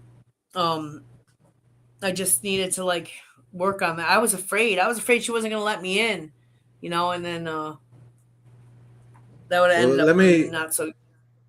Let me ask you about you had another nurse that came into your work, or she was hired, and let's talk about that real fast also. So we had that was you know, and it's so funny. Thank goodness for you guys, because you helped me see the bigger picture of that too. So I had a new tech come in. She was from Venezuela, and she was training with another girl. But I like the minute I saw her, like she didn't give me any eye contact, but I had in my vision a picture of a reptile. I don't know what that was about, but like I literally like saw this reptilian creature around her, near her. I don't know what, I literally don't know what that was about, but I remember I prayed continuously throughout my med pass that night. I had a resident that was on hospice passing away that night, and her family was there, and then they went home, and you know, when I would go down and check on her, I would just hold her hand and I would just tell her how much Jesus loved her. And, you know, I just, you know, and I do that sometimes. Like if the people their beliefs are different than mine, I just pray inside of my head and I hold their hand, because I feel that the Lord can reach somebody some way. But, you know, this woman did believe in this person. She there was something off with her. Like she wouldn't give me any eye contact. And then she started like sitting down and like falling asleep at the table. And I was like, okay. And so the other person that was there started like, she texted the director of nursing. I was just gonna let her sleep in the chair. I just wanted to get my stuff done. I want to stay far away from her as I wanted to stay away from. I just didn't want any part of that. But the other girl that was there ended up texting the director of nursing, and she said to me, I need you to tell her that if she's not feeling well, she needs to go home. Well, I was like, really? And she's like, yeah. So I was like, okay, I can do that. And I was kind, and you know, I kind of had to, you know, rouse her a little bit. And I said, well, you know, you need to, the boss says that, you know, if you're not feeling, she kept saying, I don't feel good, I'm sick. And as the night kept going on, she was getting sicker and sicker, that she started falling asleep in the chair. And so I said to her, she said, well, I'm fine, I'm not going home. And I said, well, don't kill the messenger here, I'm just letting you know that you need to go home. So she jumps up out of the chair, and I was just like, okay. And she's leaning there, and I said to her, no, really, you need to go home. And she said, well, I said, I'm not going home. And it was like another nurse was there with me. And I kind of said it again. I said, listen, you need to like go downstairs, punch out. You can call the boss on your way out, do whatever you got to do, and go home. And she ended up reluctantly doing that. So, which I was like, okay, that was just like the weirdest thing. But like I tell you, I saw something in her around her. So the next day, they end up calling her in, and she like totally, completely like, told the boss that I was like belittling and like all this like untrue stuff that I was saying about management, and which I never said anything to her or anybody, which I would never do about management anyway. Being a supervisor on second shift, you know, you just, that's not who I am. They know that. But like she was like went off and on about me and all the stuff that she said I was saying. And so they ended up actually physically, she got so irate about trying to get me into some kind of trouble that they had to escort her out of the building. And I can remember I texted Ella about that when it first started, and telling her that I was praying and everything that was then I texted her again about what was happening. And you know, she brought it up that, you know, I'm thinking, you know, because I said maybe, you know, they see, sometimes I wonder if they see the Lord through me, you know, the light that the Lord shines through us. And when people have this demonic demon or something on them, they don't like that. And I actually was internalizing that it was about me. And then Ella pointed out to me, she said, Kelly, did you ever think that maybe she was there for the lady that was passing away? And I was like, oh, here I'm thinking, making it all about me, which, you know, sometimes I have a tendency to think it's about me, but it really wasn't about me. Could have been really, because she would have had that, since she got sent home, I had to do all the care on that person. She would have had to do the care on that person. So, you know, I did the aide work and the nurse work, which was fine. That doesn't bother me whatsoever. I'll work as hard as I have. But by Ella pointing that out, like, how do I not know? Like, maybe she was there for her soul, like literally there for her soul. We talked, and I'm thinking, oh, it's all about me. But, you know, I think maybe she got so mad because she had to go home, like, you know, because she passed away shortly thereafter. Like, I left at like 11 that night, and she passed like not so long after I left, and when the other nurse came in. So she was really close. You know, I mean, none of us know the day or the hour or the time, but when you take care of people that are hospice, you kind of know the way the body changes when they get, you know, close. And I can remember washing her up with her daughter, and you know, before I went home, and I said a prayer, but I didn't even think. I'm thinking, you know, this is why I believe we need each other too, like to bounce things off. Because here I'm thinking it's about me. How you know, put it back to myself. That's kind of a little self-centered of myself, I was thinking, you know, and I couldn't see the perspective that Ella could see. You know, I'm thinking it's, oh, she was just trying to get me in trouble, and this person was there just as what I call an infiltrator to try to, to interrupt me. But it was actually, she was trying to interrupt God, God's plan for that woman, and that's how I kind of bouncing it off of Ella and saying, hey, this is what was going on, and getting the perspective from you on what, God showed you. I was able to see that, God's plan was for this child to come home. And here we have an infiltrator that was, if that didn't happen, if it didn't work out exactly how the plan was supposed to go, who knows where her soul would be right now, It's funny because I didn't see that. And by reaching out to others, they can see sometimes God uses them to show me what I need to see. I pray for that every morning, for God's will for my life, and to, show me what I need to see and what I need to do for your will today. Use me as thou will, because, my plans, I could mess anything up. I really could. I just want to get out of the way and let God, God is God, and let him use me to do whatever he needs to do. But yeah, that I didn't see that. And I just thought it was So that's that another also was a preparation, for you, because it can be, both things can be true about you and about her. It was also preparation for what was to come for you. Sure. And you got to pray with her. Sure it was. One of the last things was that she had prayers. Yep. I was praying. I was praying in my mind the whole night, not so much, not any certain kind of prayer, but I just kept reconnecting back to Jesus. I'm like, Jesus, what is going on here? You need to show me, something's not right here tonight. And I was just having this internal conversation, really, with the Lord about, I don't understand what this energy is about. I don't understand what this person's about. Why did I see that? As I'm working, these thoughts are, and to me, that's how I have a conversation with God throughout the day. I talk to him out loud when I live alone. That's easy to do. But at work, I'm thinking in my mind, what is going on here? What do you want me to see here? What is the bigger picture here? And it all worked out how it's supposed to, but I didn't even come to the same conclusion about soul and that person's being there until I reached out to Ella, and I thought, holy cow, wow, maybe that's what, that was that would, you know what I mean? That there was a will there. Why? And I've never seen that person again. She wasn't even there that long, a couple days. That's the thing. She didn't work that long. So, and there's a lot you got to do. That was her assignment. Oh yeah.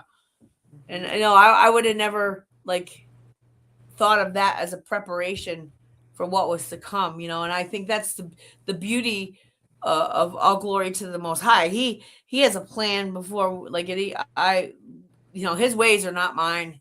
They're too big for me. His thoughts are not mine. They're too big. And I just love the fact that when I kind of step back and get out of the way, it works out how it's supposed to. Is it easy? And it's not always easy. Sometimes it's really tough, really tough. Even it's different. Being a hot. Go ahead. I was going to say, even in that preparation, the call to you to tell them to go home, that was an interceding. So you were asked to intercede. And it's even that part too, clearing the house, just like you cleared that house there where your dad was. Yeah, it's the same thing of what's gonna happen.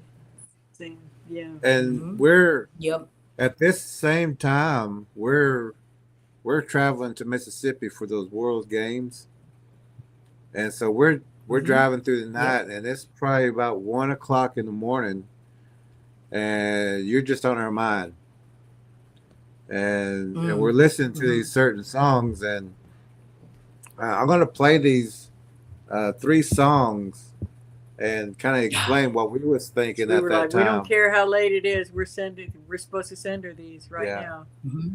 Oh yeah, And so- I get the goosebumps just thinking about that. Just thinking about that. So this was one of the first ones we was playing it, and we said, Kelly's been talking to us, and we know what she's going through. And then this song came on, and we said, let's send this song to her. And and we didn't know if you was gonna hear it in the morning or if you woke up then and heard it, or so. But to us, we just got the message, send her this song. And So this was the last night with your dad. Yep. yeah, after you're tired, we know, and you're just getting back home to where you can Yeah, we did get think back of in that. We're like, bed. hope it's not waking her up, but we need to send her these. Yeah. Nope. But we were listening, and we said, or we was told, send her these songs. So Yeah. so we'll kind of, this is the first one, and then we'll come back and kind of explain the second one too. Okay.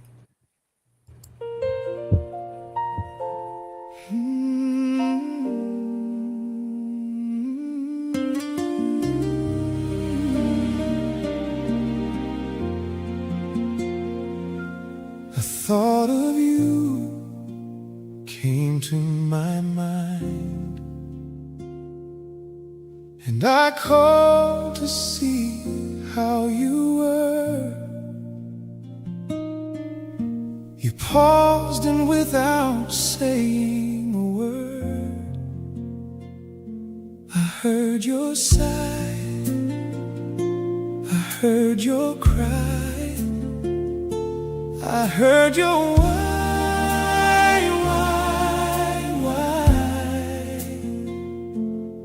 So we prayed and put all in our Creator's hands. We gave our fears and our worries away, and as you eased our pain, we said a prayer. I decided that I needed to do more than pray, for out of the blue I wanted to go to you. I wanted to hold your hand and say, it will be okay. But I also heard a voice too. It said they don't need you. Let them be who they are, and it's too far anyway. But that voice I've heard before, as I was traveling to pray for a soul who needed a friend, who needed to hear words of care. So I dared again to travel that dark and lonely road. This road I am traveling is a road not taken by many. When there is temptation and sorrow and traps to harm all who care, I know these voices will be there.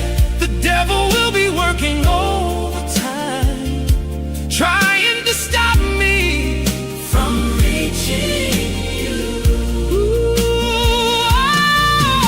And the other clearing my way, so still I go, for I know my Creator watches over me, shielding me from what could be done. For your Son gave all to keep your children safe. Still I ask, Lord, why do they not pray to you? For it's easy to talk with you too. Day and night you answer each prayer. When we do not know, we are praying as we say, thank you. Thank you for the voice you share with us each day. All the way you say, hey, on the radio, or when a friend calls and the next voice is from you, to show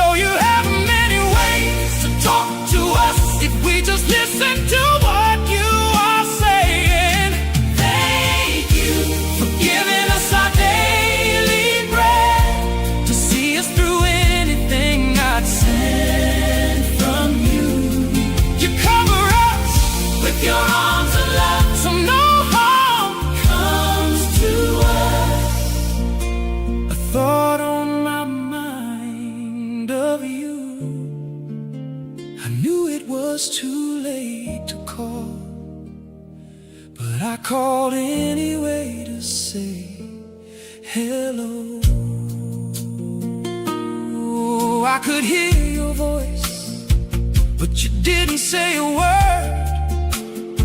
So I prayed for you and hung up the phone. I know you heard the voice you needed to hear, because it was the same voice I heard that said, give your friend a call, and your voice was heard once more.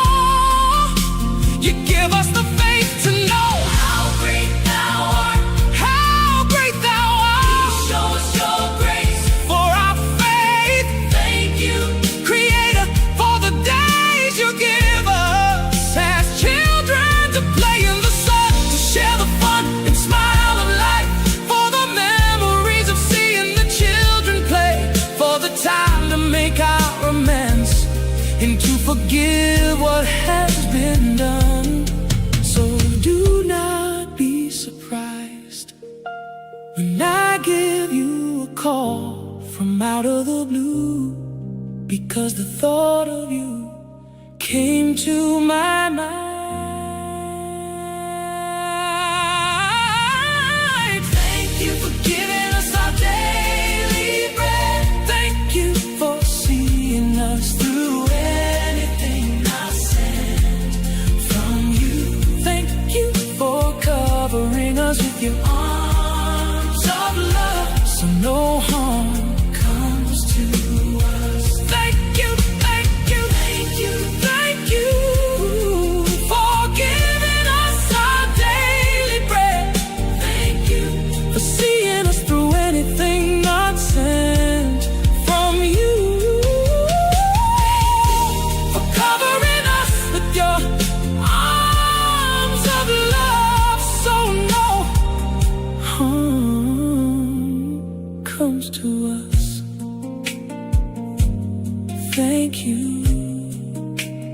Thank you. Hello. Hello.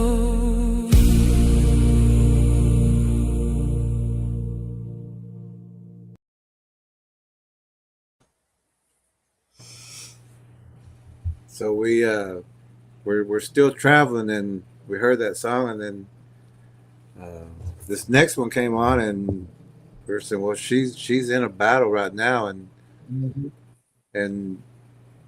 you know, it's when warriors get together, you know, we make sure that we're all ready.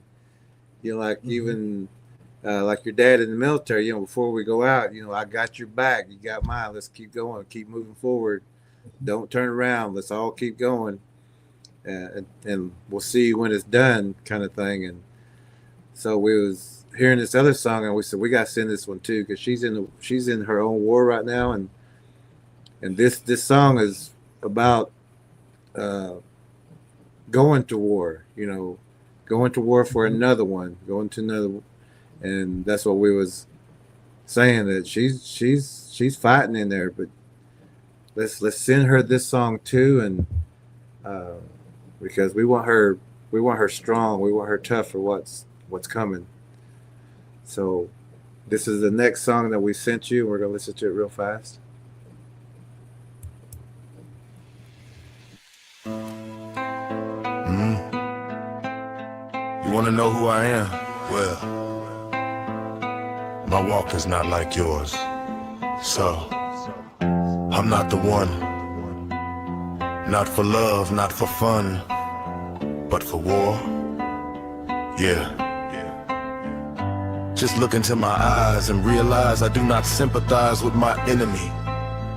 Not me. Nope. I'm not the one. Because this life taught me to be me. And war is what I do. Yeah, I said it. Just so there's no misunderstanding and everyone's been told, I'll go to this war with you.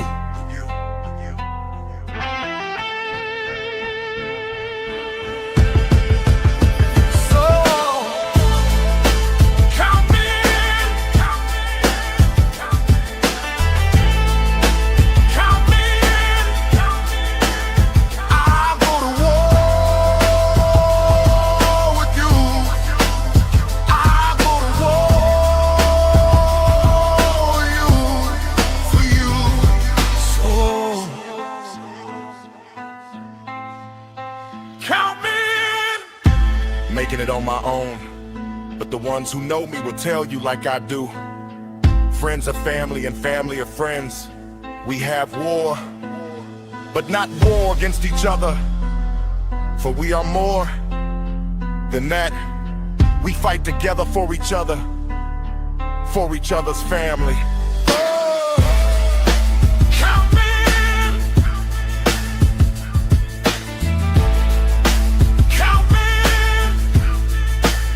I'll go to war with you. I'll go to war with you. So count me in. What can anyone offer?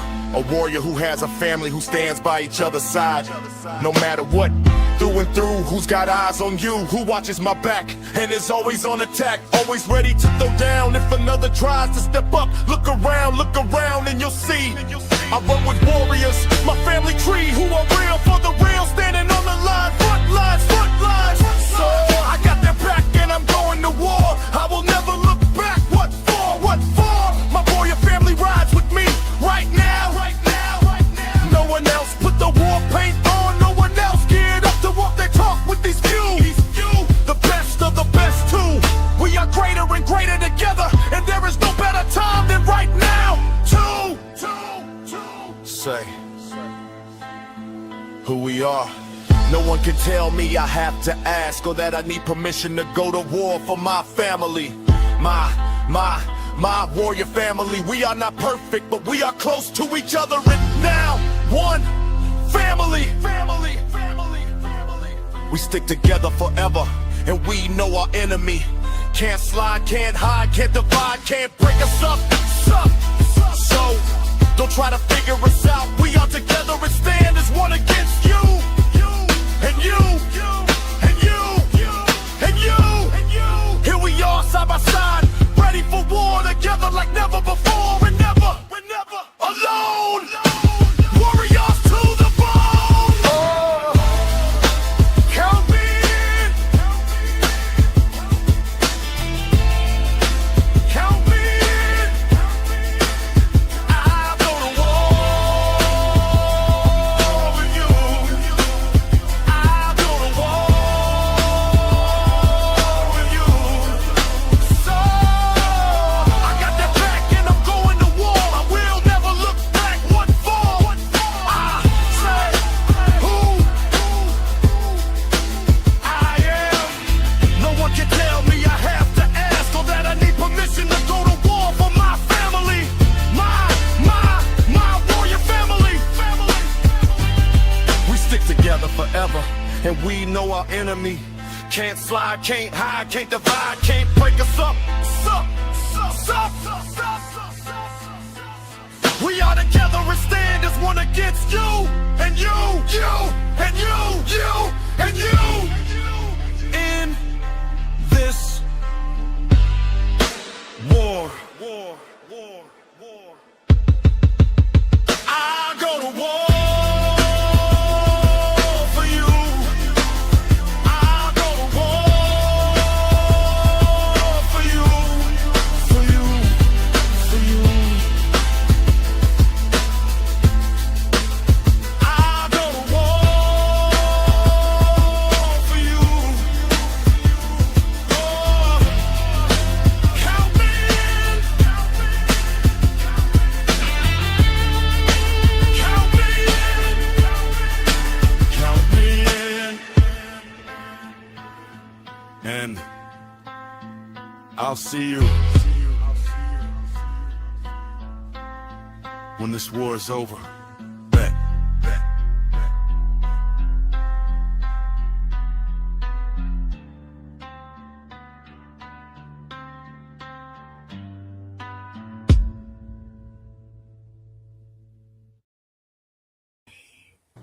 Okay, and now we have one more because we were still traveling and going, and this next song came on too, and we said she's head of the household, and she's gonna be the one. But let's send this song to her so that she knows God's got her back, and that she's gonna be the one battling. And you're still on our mind all the way through this. We're just thinking about you. And so we're going to play this next one. They'll come on and talk about a little bit after that.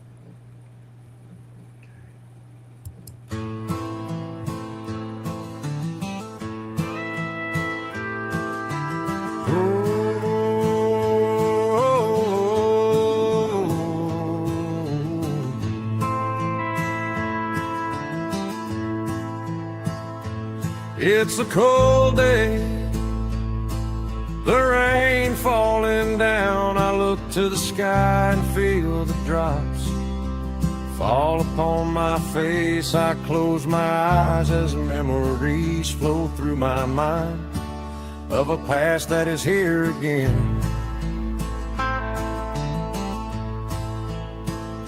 I've been waiting for the ones who called me out. For this day they said this would be my day, that they would be the ones who changed my mind and shut my mouth. Now I'm here. My angel holds my coat, steps aside and lets me do my thing. So only one leaves this ring today.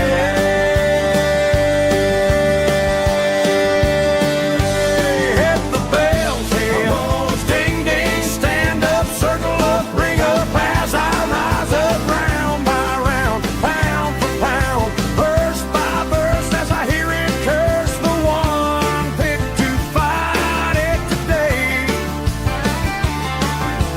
So fighter is what I'm called. Alone is my way, I cannot ask anyone to stay. No home and no place to rest. Following my creator, I've been hated and many lied, trying to find fault in my past. But raising the dead is not in their power. You had me walk my walk when the odds seemed too great, to stand with others who was close to losing their fight. So you put me in the rain again.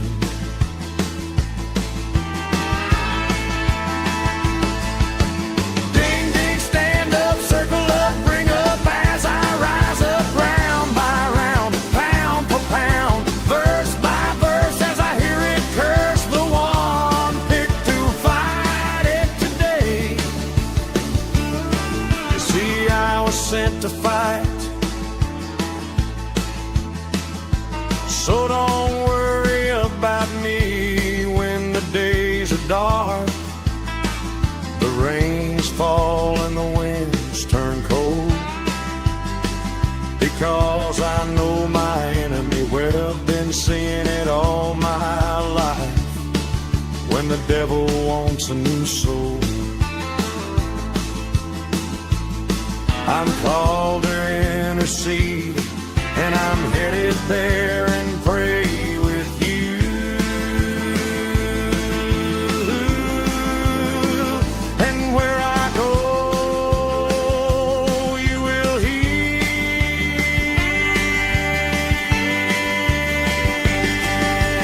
Ding ding.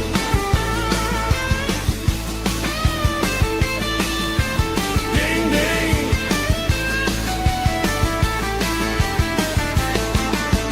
Ding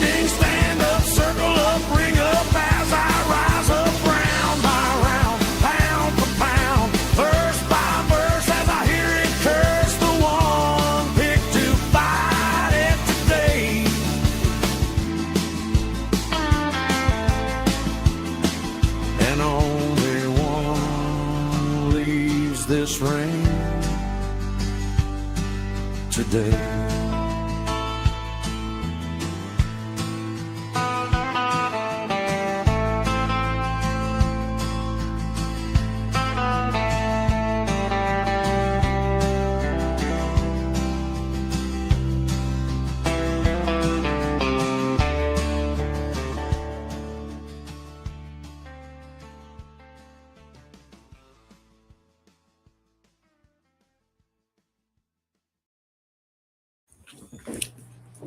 So we're still thinking about you, and we're still in our journey too, and but we could, everything that you was telling us about your sisters coming back and the things that were happening with them, and we could see that you're already going in there for round 1, round 2, round 3, round 4, clearing the house. Even that argument with the sisters and calming them down and getting them back together, you won that round. Or, well, God helped win that round. God helped win this round. God helped all the way through this. You're in a battle all the way through it, and it wasn't the flesh. It was that principality. Right. It was there, and where you left off was that you left the house that night, and you was tired, and you was going to come and get some rest, and I don't know if we're not. Well, just pick us up from there, for whatever you left, and told them that you was going to go and try to get a couple hours of sleep or something. Yep. So yeah, I went home. That was Saturday night. I went home to so I was going to home and get some sleep. I hadn't slept like really at all, on and off all week long, and running back and forth every day, 3, 4 times a day. It was just all consuming, which I'm grateful to have been able to do that. It just so happened to take a couple PTO days out of the blue, random, but it wasn't random. That was a plan. The Lord had a plan for that. And two, like my boss had that Saturday, I worked in the morning, and my boss just called, like texted me and said, listen, I don't know how it's going, or, I'm just checking in, but I just want to let you know that I got you coverage for the rest of the weekend. Like, cause I work every weekend. Yep. And I was supposed to work a double shift that Sunday. And she said, I just, I don't want you to have to worry about here. I want you to just do what you need to do there. So I got you covered. And I was like, thank you very much. It sure was. Yep. God too. Yep. Absolutely. And because weekends are hard. It's like half staff. People work every other weekend. And so you have half your staff to cover the floors anyway.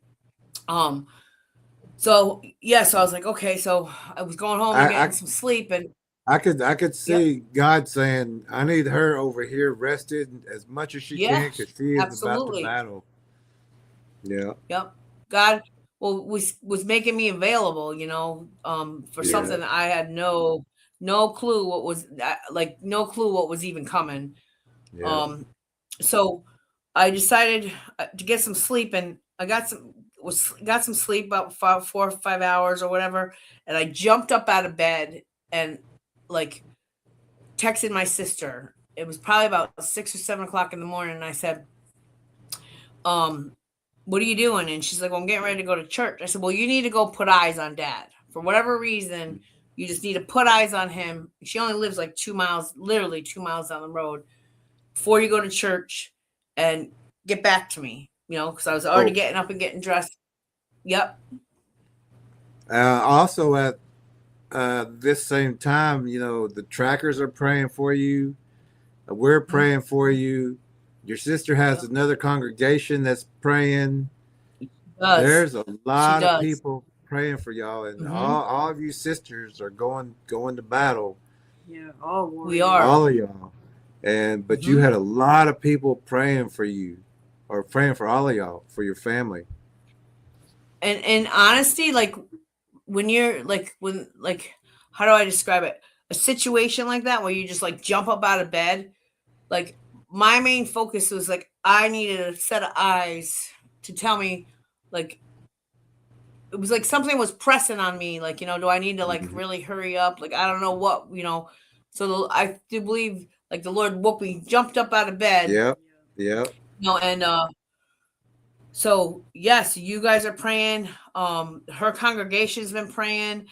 Yeah, like but honestly, I'm not thinking about that. I'm thinking like for some reason there's something like really pressing on my like me that I got to get going here. Yep. And looking at it now in retrospect, it's easier to see than when you're like actually in it. Because I woke up, my heart was pounding, like almost like that fight or flight feeling again, and Mhm. in the pit of your stomach. I don't know how to describe that. It's just like there. And so she dropped the kids off at church. She went right over there and she texted me. She said, "If you want to make it, you need to come now." And I was like, "Okay." So I literally, it's a Sunday morning, literally flew out of the house, and I drove 70 miles an hour. It's a 55-mile-an-hour road. 70 miles an hour all the way to my dad's house. There wasn't one car on the road on a Sunday morning. When do you ever, like, I thought about that too. There wasn't a Sunday driver, literally not one person. From the time, and here it's like 7 o'clock in the morning, 6, 7 o'clock in the morning, like not one person on the road. And I was thinking, okay. So, and then my other sister, she was headed over and she said she didn't get any traffic either. So, yeah, so we get there and yeah, he's pretty much, yeah, kind of near the end, and we lined up the chairs and we sat there, and I sat here, then it was my middle sister and my baby sister on the end, and as soon as us girls sat down, he opened his eyes. And I was like, "Okay, here we go." Mm. And I just started talking to him about Jesus, and I looked at my sister Jacqueline and I said, "You need to like read Psalms 23." And she had this. It's so funny because her pastor had given her this little prayer book, and she's been holding on to this prayer book like all week long in her back pocket, like we do our phones, right? And she opens right up to Psalms 23, and she's like sitting on the edge of the bed, and Yeah, she's there you reading. go. Yep, yep. And I'm praying, and his wife is like standing on the other side of the bed with her arms crossed, like glaring at me. And I, at that point in time, I had absolutely no, because like all week long, I'm like, praying real quietly to my dad and, wanting him to hear the Lord. And, just out of, I can say today, it was so much fear of like not being allowed to come back, fear of her. I didn't want any, like, I don't like any kind of like that drama. I didn't want any of that all week long. But at this point in time, I didn't care. Mhm. And I just got right down, and here's my middle sister's poor thing is balling her face in the mattress, and my other one's standing up reading Psalms, and I'm praying to my dad, and I'm telling him, go to the light, go to Jesus, bow Mhm. down, he's waiting for you. And we did this, I don't even, for a good couple hours. Like I just kept praying and praying to him and talking to him and talking to him, and and then at one point in time, she's like, I need to sit over there. And I was like, okay. So I stopped praying and she sat there, and I went and sat at the foot of the bed so I could like see him. And, but that whole time I was saying the Lord's Prayer over and over, our Father. Oh, I mean, I just kept saying it, and I was saying it out loud. And she said something to him, and he did this really, I don't know, she whispered something in his ear, and he got this like snarl. It like was very startling actually. And then she Yeah. got up and stomped out, and I went back and I was praying and praying, and I'm just keep saying telling him how much Jesus loves him and how good his son is doing. Anything I could just, everything good, and go to Jesus and tell him, Dad, that you're his son and you're sorry for whatever. And I just kept saying all these things, and I didn't even know like half of was coming out. It was just coming out. I said, he's waiting for you. He loves you. You're his son. We love you. I mean, I just kept going over and over. And then she came, and this went on for I don't know how long. And she came stomping in the room, and she stood over me, like, right. And he had rails, bed rails on the bed. as I'm praying, I kind of just like looked up a little bit, up over like that, and just went back. And then she started banging the rail, banging the rail, banging and I kind of stopped for a second. I looked at my sister and I was like, what is going on? She's like, just keep going. So I'm keeping going. Just And my keep one going. sister's still crying. My other sister's still praying, and her husband's sitting on the couch and he's praying. And the more she banged that reel, the louder I got. I said, I'm not, this ain't it. This isn't happening here. So I'm going to pray louder and louder. And I remember you she kept- said, you actually said, God, give me strength to. yes. Oh yes. I would say, ask the Lord, please give me the strength for this. Like I said that all along, but like, I'm thinking this is definitely demonic. This is what Yeah. like the feeling in Yeah. my head. And I'm asking the Lord, yeah, give us strength and She's give me shaking that strength to bed. just get- oh, then she was like, not after that, then she started banging like her body into the bed, and that rail is making that noise. And Wow. I'm just like, Demons were dear Lord, mad. help me here. You're in a battle. I just kept saying, Lord, help me here. Help. I can't do this by myself. Like this is not me. Like, and it was, and it's so funny because as I'm praying to him and I'm getting louder, I'm looking straight into his eyes. And it's funny because my one sister said, did you see his pupils change? And I looked and they got big and then they got small. And I'm thinking, okay, so he's still hearing us here. Like, that's my thing. Like he's got some kind of, like, he can hear us. And then I'm crying as I'm doing it, of course. And I'm just like, Dad, it's okay. I just wanted him to know it was going to be okay. I didn't want him to be afraid. Don't be afraid. Go. And, and then he like took this last breath and closed his eyes. And as that happened, like I felt this sense of relief over me. Like, I don't know how to say it. And then these two people out of nowhere, like, come walking through the door. And the first thing the thought that was brought to my mind was a covenant. A covenant. Mhm. That's the word that popped into my mind. And it kept popping in my mind. And I'm still bent over and we're crying and I'm rubbing his head. And, I knew he had passed and They were coming we're still for there. his And then soul. oh yes. So then this is the thing. And I had to pray about this and I've come to a different conclusion.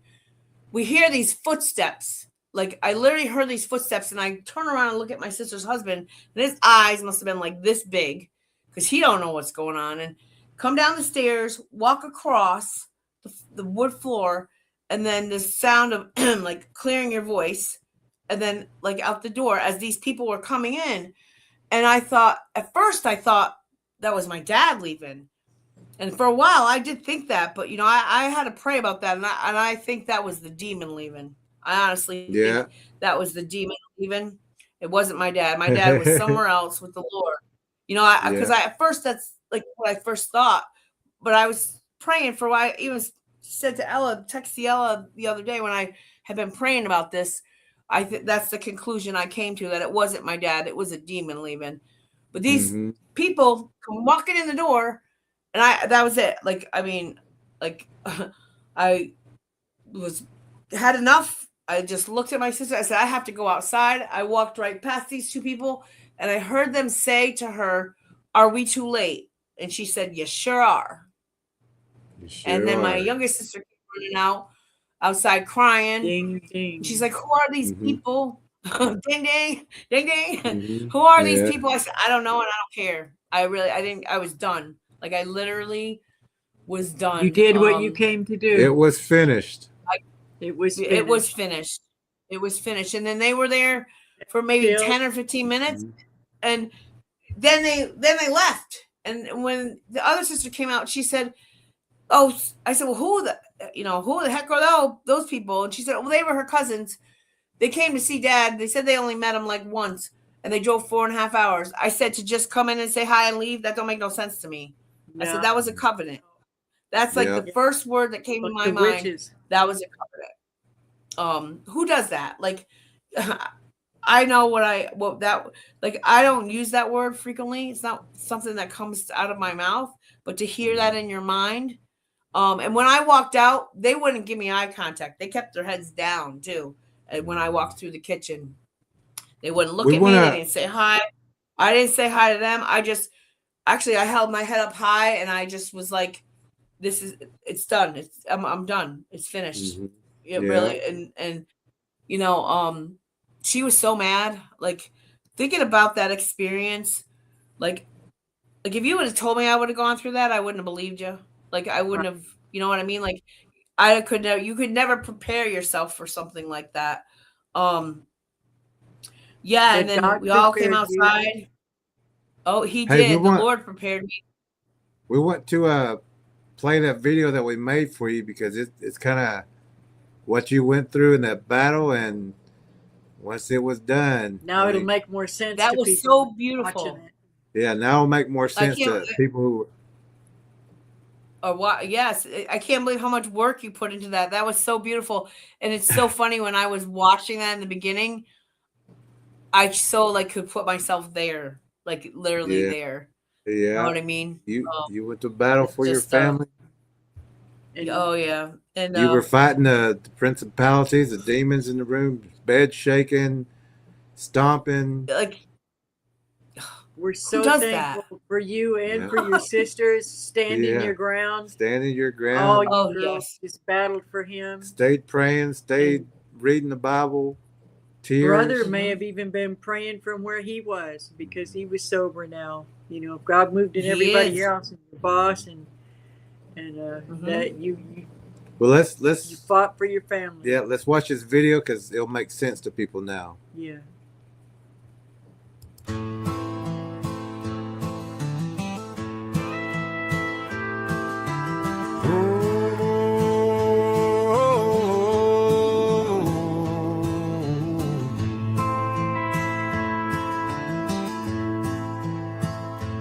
It's a cold day, the rain falling down. I look to the sky and feel the drops fall upon my face. I close my eyes as memories flow through my mind of a past that is here again. I've been waiting for the ones who called me out. For this day they said this would be my day, that they would be the ones who changed my mind and shut my mouth. Now I'm here. My angel holds my coat, steps aside and lets me do my thing. So only one leaves this ring of day. Hit the bells, hey, ding ding, stand up, circle up, bring up, as I rise up, round by round, pound for pound, verse by verse, as I hear it curse the one picked to fight it today. Soul fighter is what I'm called. Alone is my way, I cannot ask anyone to stay. No home and no place to rest. Following my creator, I've been hated and many lied, trying to find fault in my past. But raising the dead is not in their power. You had me walk my walk when the odds seemed too great. To stand with others who was close to losing their fight. So you put me in the rain again.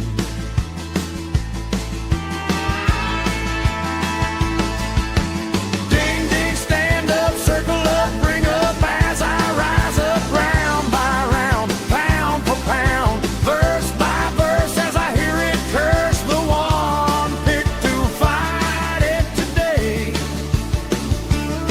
You see, I was sent to fight, so don't worry about me.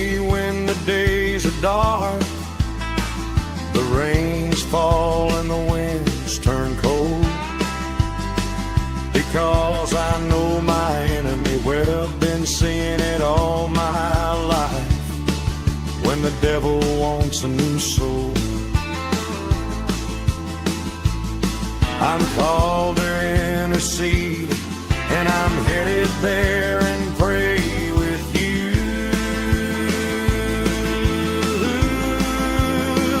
And where I go, you will hear.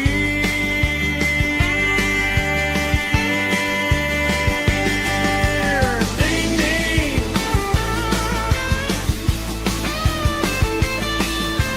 Ding, ding.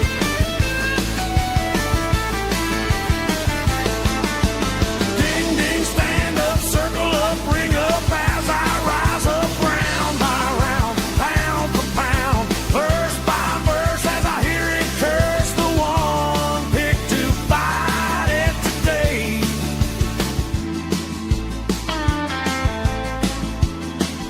And only one leaves this ring today.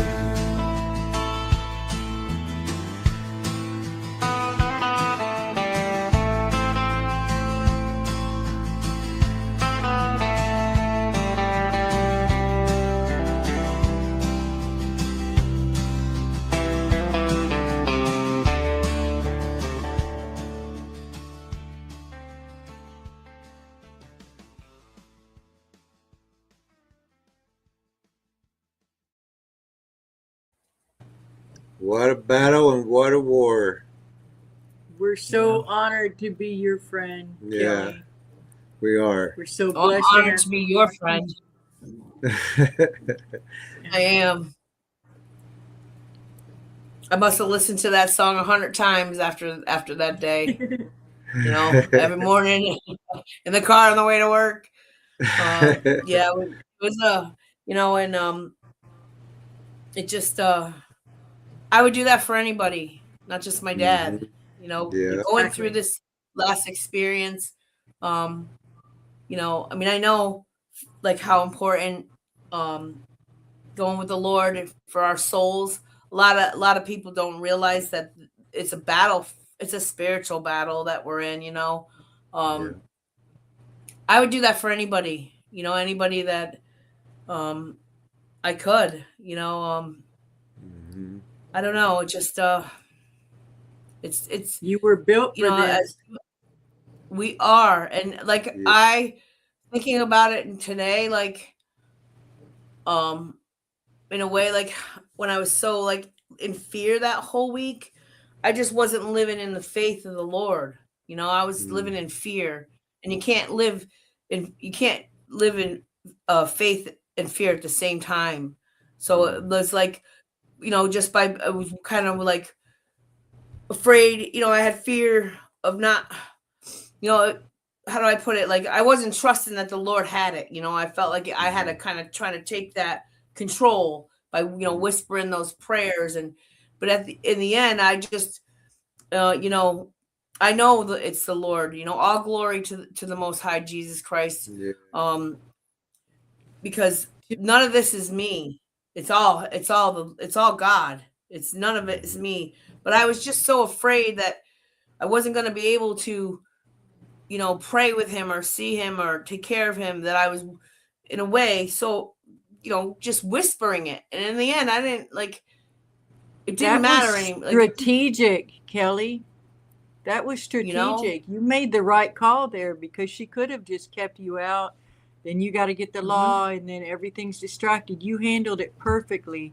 And when it came down to the wire, that was when the most intense prayers needed to be said. And whether you know it You or did it not, Wonderful. at that time, God was guiding you that whole time. that's when you ramped it up and said, I don't care.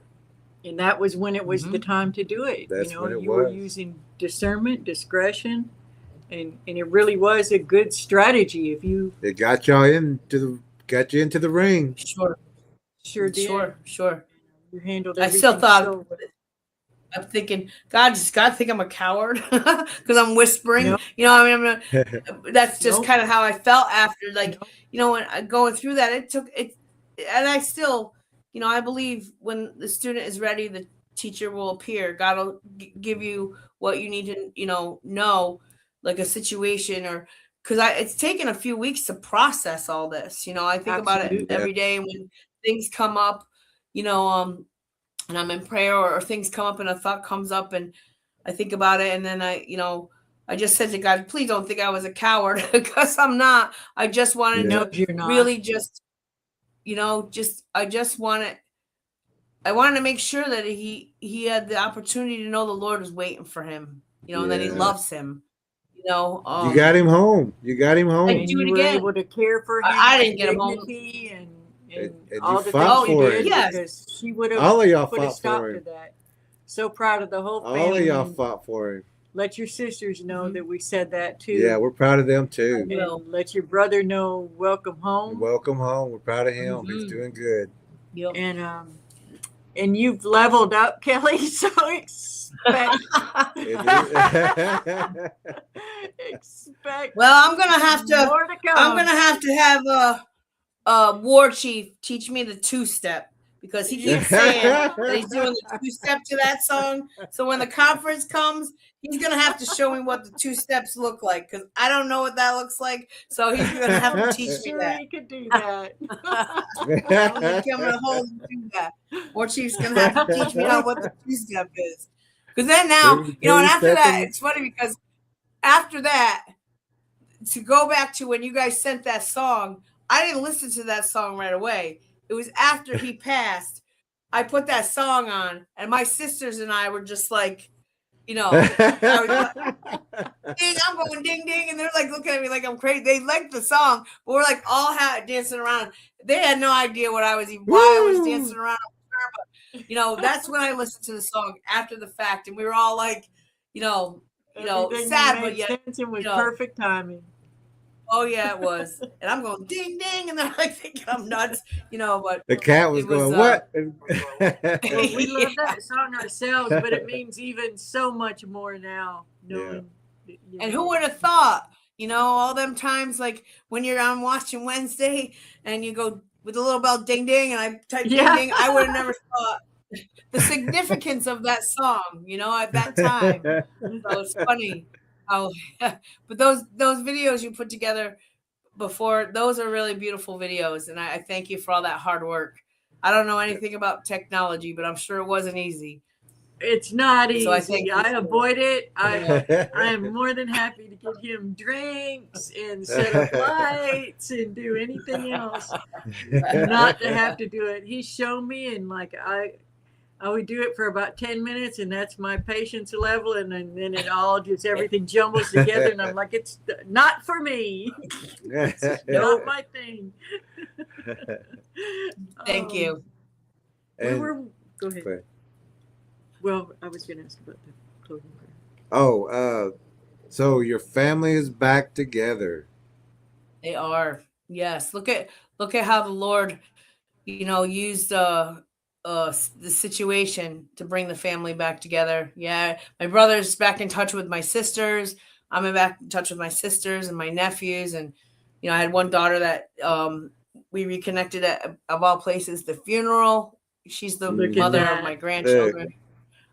We had a falling out a year ago, and I still water under the bridge. Yeah, it is, and so I look at how the Lord takes something that's not so good and turns it on to good. We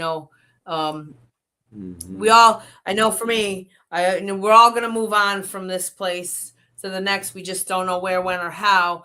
But when he takes a tragic situation of losing your dad, that's hard for me because I'm a daddy's girl. I've always been a daddy's girl. Hung out in the garage with him my whole life, and I didn't care about getting dirty or none of that. And so I miss him a lot. And but how he took him home, and now my daughter, my sisters, and I are reconnected, and I think that's a beautiful thing. Who would have saw that either? Like, That His sounds like ways are some not of your mine. dad's answer. It sounds like some prayers of your dad's were answered. Yeah. Brought y'all Mhm. back together, brought I the believe kids back that. together. Yep. Yeah, we talked, and before he got reconnected with my sisters, we used to talk like that. I said, Dad, well, you need to mend some fences, not just for them, but for you too, and Yeah. but little did he know, like, there was interception there because they were Yeah. texting and calling, and he's thinking they're not texting and calling. So Yeah. it just, And the God plan saw that was, all that. yes, absolutely. Absolutely. And I'm glad for that, because Yeah. I think, like, when we had the Bible study and we talked about that 1 week about life review, we're going to have a life review and we're going to Yeah. see everything. And, we all have to be accountable for that. And, I'm glad the Lord is omnipresent. People think that, Yeah. there's not do-gooders out there and they think that they get away with it, but in the end they don't, Yeah. Yeah. Yeah. so, Yeah. And there may be hope, but but like, she is a witch or what. oh, There may still be hope for her. You know, yep. Well, That's her. when the funeral That's what came, she I Pray has. walked that right up God to her. opens her eyes and then give her to Mhm. God. Yeah. Mm-hmm. She's Yep. not your When job. And Nope. all of no, y'all, when that's what y'all did. That was a serious spiritual battle. Mhm. And all of y'all know that there's got to be prayer. There's got to be reading that Bible. There's Yes. got to be talking with It's going to God. affect every one of those It's families. got to come from the heart. It's that was just a beautiful thing that you shared with us, Mhm. because it showed a family coming together to battle for one soul. And Mhm. Jesus leaves those 99 to go after that one. Yeah. And y'all helped him. Absolutely. Yeah. And But, thank you for sharing it with all the viewers, and Yeah. that's going to help a lot of You're people. welcome. At the funeral, I went up and hugged her, and I told her I was sorry for her loss, because at the end of the day, he chose her, and I have to Yeah. remember that. And Mhm. I just can't. My other sisters wouldn't even talk to her, but I can't. That's not who I am. In order to be forgiven, I have to forgive. And I pray for her. I do. I pray for her all the time. Pray for her that the Lord's will for her life. That's how I pray for her. I Yeah, pray there that you go. the Lord's will for her, and leave it at that. Also, right after this, you met a woman in town. Oh, yeah. I did that same very day. My dad's, yeah. So it's funny. Forgot about that. So my dad has a flag on the pole. The guys from the garage. It's his military picture. When he went to Vietnam, you get your picture taken in the military, and they bought him a flag, and they all in our towns, they put all the people, whether you're current military or not, they bought it and they put his picture on the flag, and it's right beside the firehouse. And I went down there to take a picture of it so I could put it on my phone. And out of nowhere comes this lady, and she's like, "Do you know him?" And Mr. Flanagan, I said, "I do. That's my dad." And she says, "Oh yeah, he's my neighbor back there." And I said, "Yeah." And I said, "I'm his oldest daughter." And then I said, "He just passed away." And I just started bawling, like we're just complete stranger. And she came and gave me this big hug. And she told me how she just recently lost her daughter, and she started crying, and I started crying. And I thanked her for the hug, and she just kind of went on her way up the little path to her house. And I got in the car, and it was pretty healing. It was just like, she's For like, "Oh, he both was a of you. great man." And yes, it was. I mean, it just random. Like I call those God winks. God Yeah. winks. They sent you Yep. someone to give you a So- hug and shed some tears. Yep.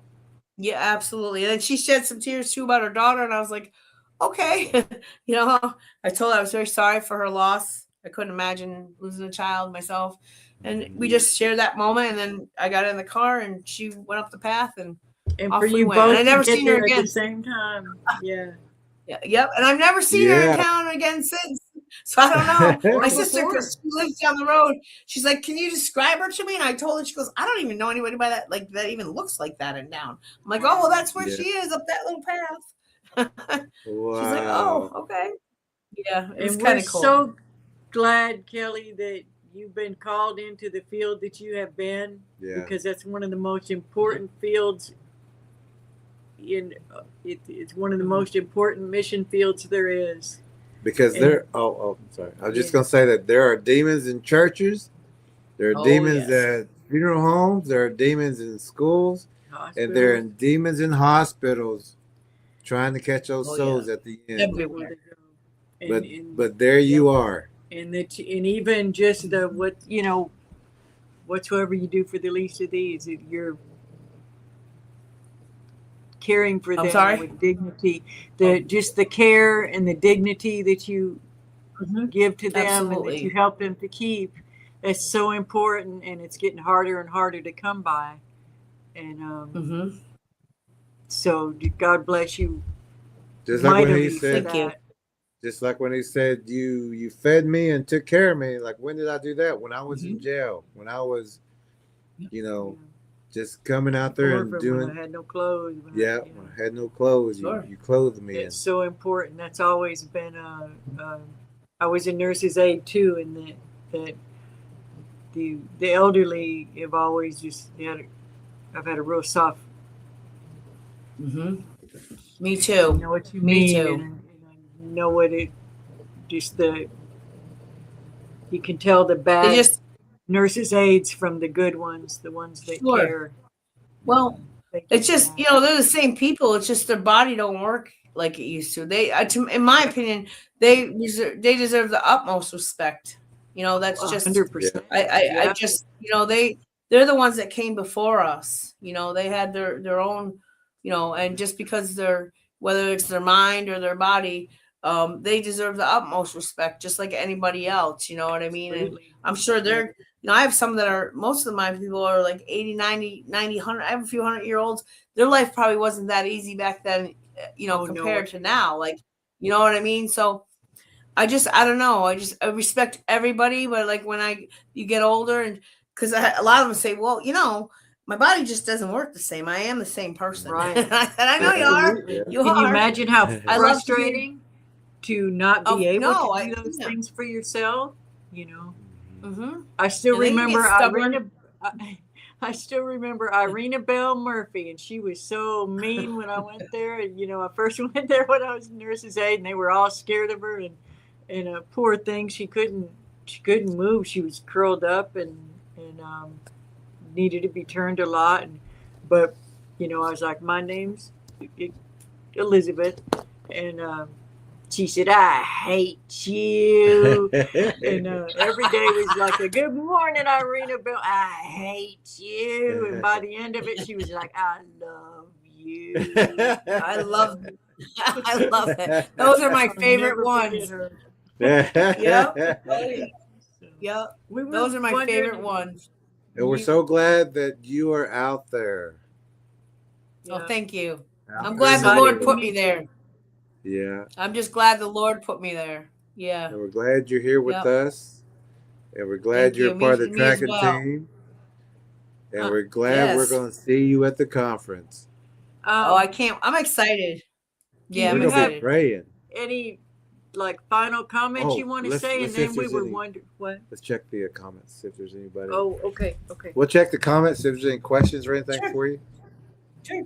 And let's see where we start off.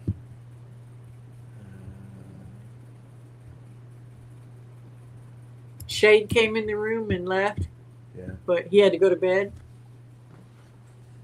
Fern says, Kelly, you cleared house like Jesus cleared the temple. That's righteous, Andrew. No need to apologize. So sorry you went through that. I agree. Mm. Yeah. Well put, Fern. Sage Cooley says, sending love and light. And War Chief says, Kelly, you saved your father's soul. I'm so proud of you, warriors. Woo! Thank you. Thank you, War Chief. And he says, the interview has made my year so complete. Oh, wow. And the year's not even over. Not even over. And Fern says, yes, Kelly, the Lord can take something not good and turn it into good.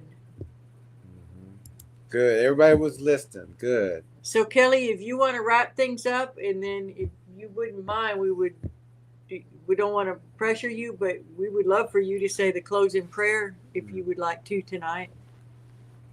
Okay. Yeah, I just want to thank everybody for always all the trackers, everybody here, and always being available. I appreciate that and everything you all do, and making it you're just easy to talk to, and I appreciate that. I really, really do. So I'm just gonna close in prayer. Dear Heavenly Father, I just want to thank you for all the people here. I want to thank you for the Trekker team. I want to thank you for the friendships you have built and the trust you have given us through each other, that is to do your will for our lives. And thank you for using me to help my dad cross over, to reunite with you. You have your son home again. And I just want to thank you for the health of everyone here and the love that you show through each and every one of us. And I just want to pray that we all just continue to know you, Lord, and you just show us the way we need to go to do your will. And I just want to, pray for Cam and everyone else, and anyone, and Jody, everyone that needs your help, Lord, for health or peace of mind. I just pray that you enter each and every one of us, and you give us that peace and your gracious grace that you give us. And I thank you for another day, that I woke up and I was able to help another person in whichever way. And I just want to thank you, Lord, for just loving me as perfectly imperfect as I am. I'm just so grateful and thankful for everything that you've given me and shown me through the ways of this world. And I just want to say that I'm grateful for all the people here, and thank you, Lord. Please use me as you will to do your will to help another. In Jesus' mighty name, I pray. Amen. Amen. Amen. Beautiful. You're so beautiful, Kelly. We love you. Tracker Lawrence says, You are God too. bless.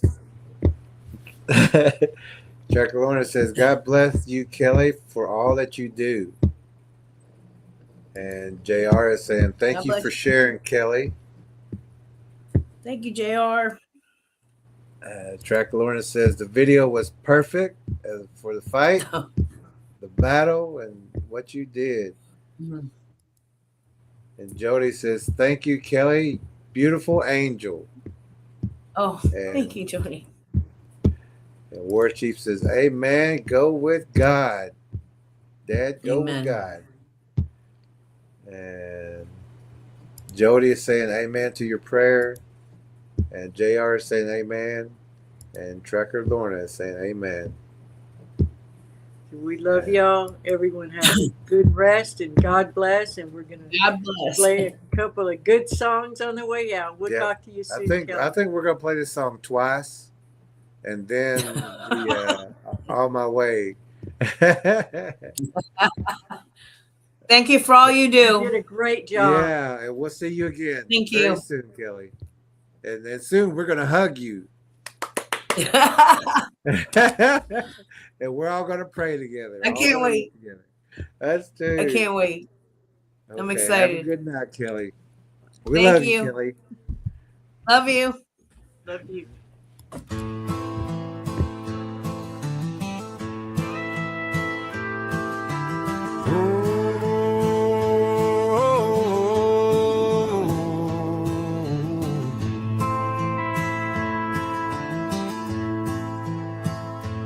It's a cold day, the rain falling down. I look to the sky and feel the drops fall upon my face. I close my eyes as memories flow through my mind of a past that is here again. I've been waiting for the ones who called me out.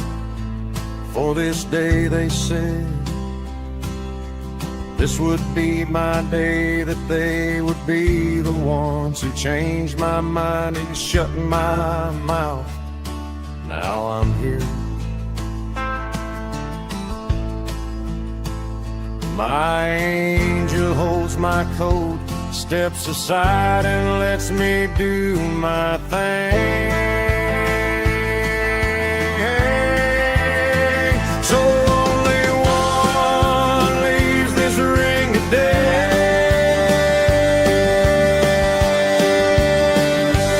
Hit the bell, bells, ding ding, stand up, circle up, bring up as I rise up, round by round, pound for pound, verse by verse, as I hear it curse the one picked to fight it today. Soul fighter is what I'm called. Alone is my way, I cannot ask anyone to stay. No home and no place to rest. Following my creator, I've been hated and many lied, trying to find fault in my past. But raising the dead is not in their power. You had me walk my walk when the odds seemed too great. Stand with others who was close to losing their fight. So you put me in the rain again.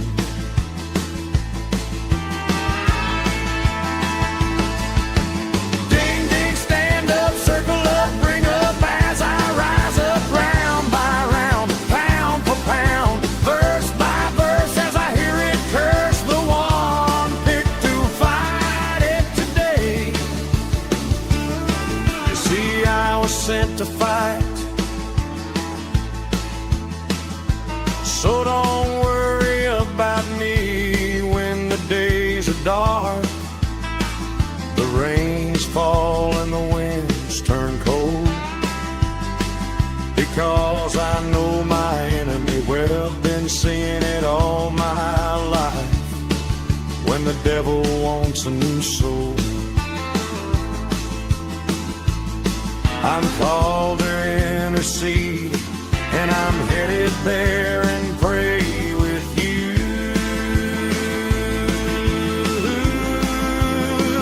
And where I go, you will hear.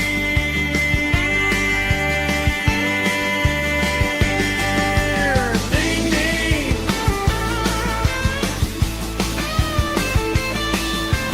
ding ding.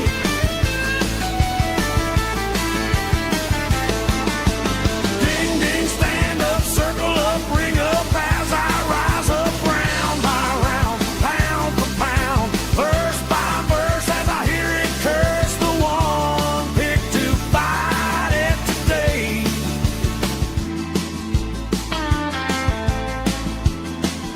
And only one leaves this ring today.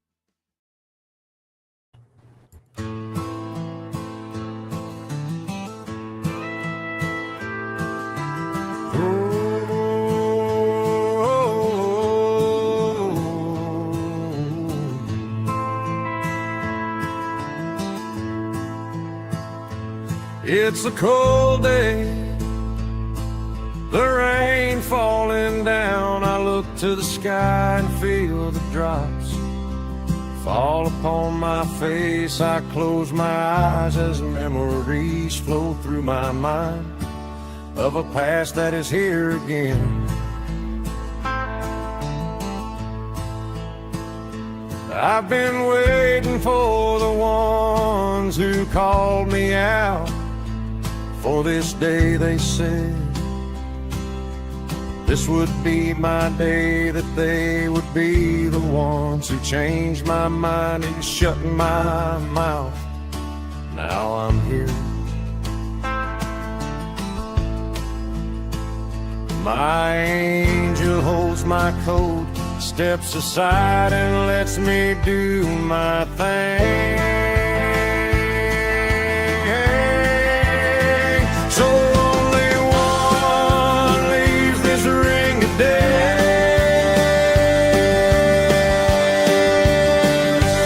Hit the bell, Tim. Ding, ding, stand up, circle up, bring up as I rise up round by round, pound for pound, verse by verse, as I hear it curse the one picked to fight it today. Soul fighter is what I'm called. Alone is my way, I cannot ask anyone to stay. No home and no place to rest. Following my creator, I've been hated and many lied, trying to find fault in my past. But raising the dead is not in their power. You had me walk my walk when the odds seemed too great. Stand with others who was close to losing their fight. So you put me in the rain again.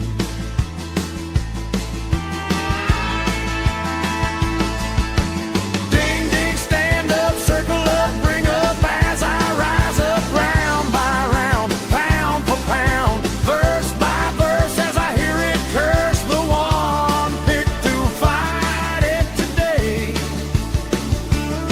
You see, I was sent to fight, so don't worry about me when the days are dark, the rains fall and the winds turn cold.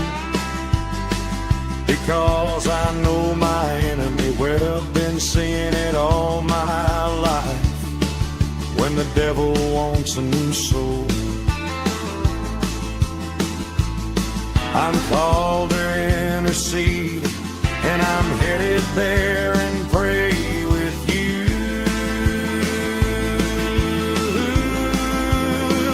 And where I go, you will hear.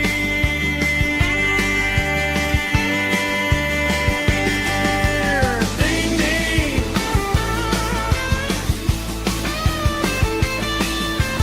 Ding, ding.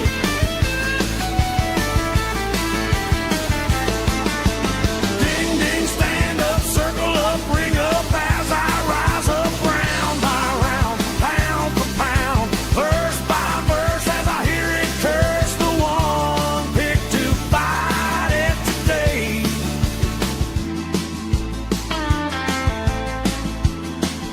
And only one leaves this ring today.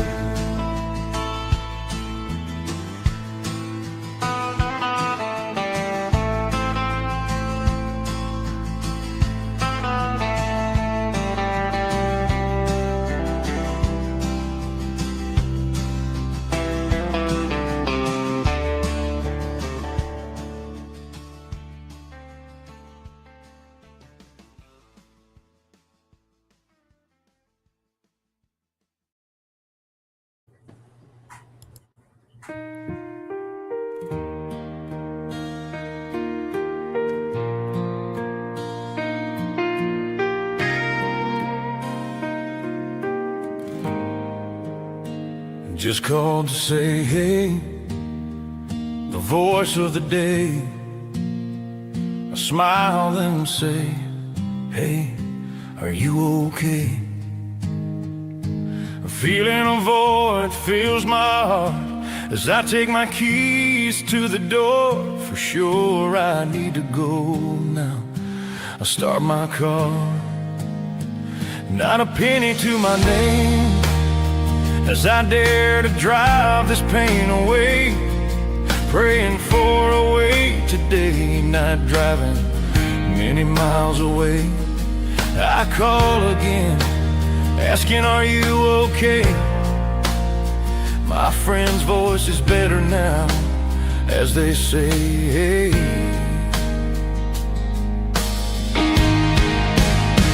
My gas light on E, it's getting hard to see, lines getting a little blurry, Lord keep me awake.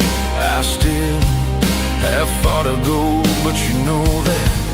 Please, Lord, I'm too far away, give me time and the means to make it there today. But I will keep going knowing, if I run out of fuel, you gave me feet to walk, but I will get there.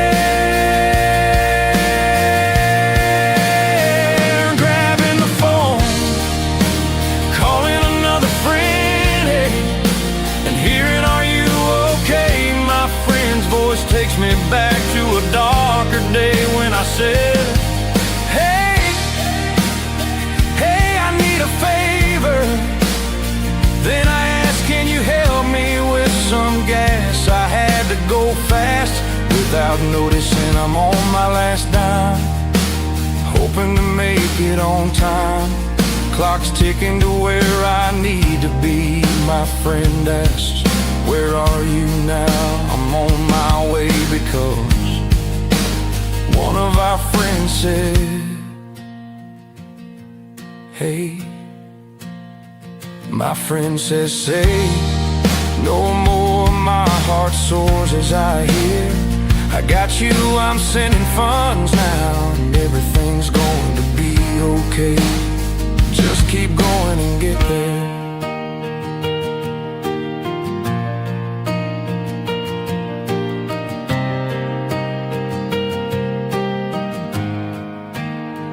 I don't have many friends, but the friends I do have, they are my friends. As I top my gauge, I can see the sun's light breaks the night, as dawn colors the sky and the horizon. I'm on my run, picking up speed, nothing to stop me now. Thank you, Lord. I'm on my way to my friend.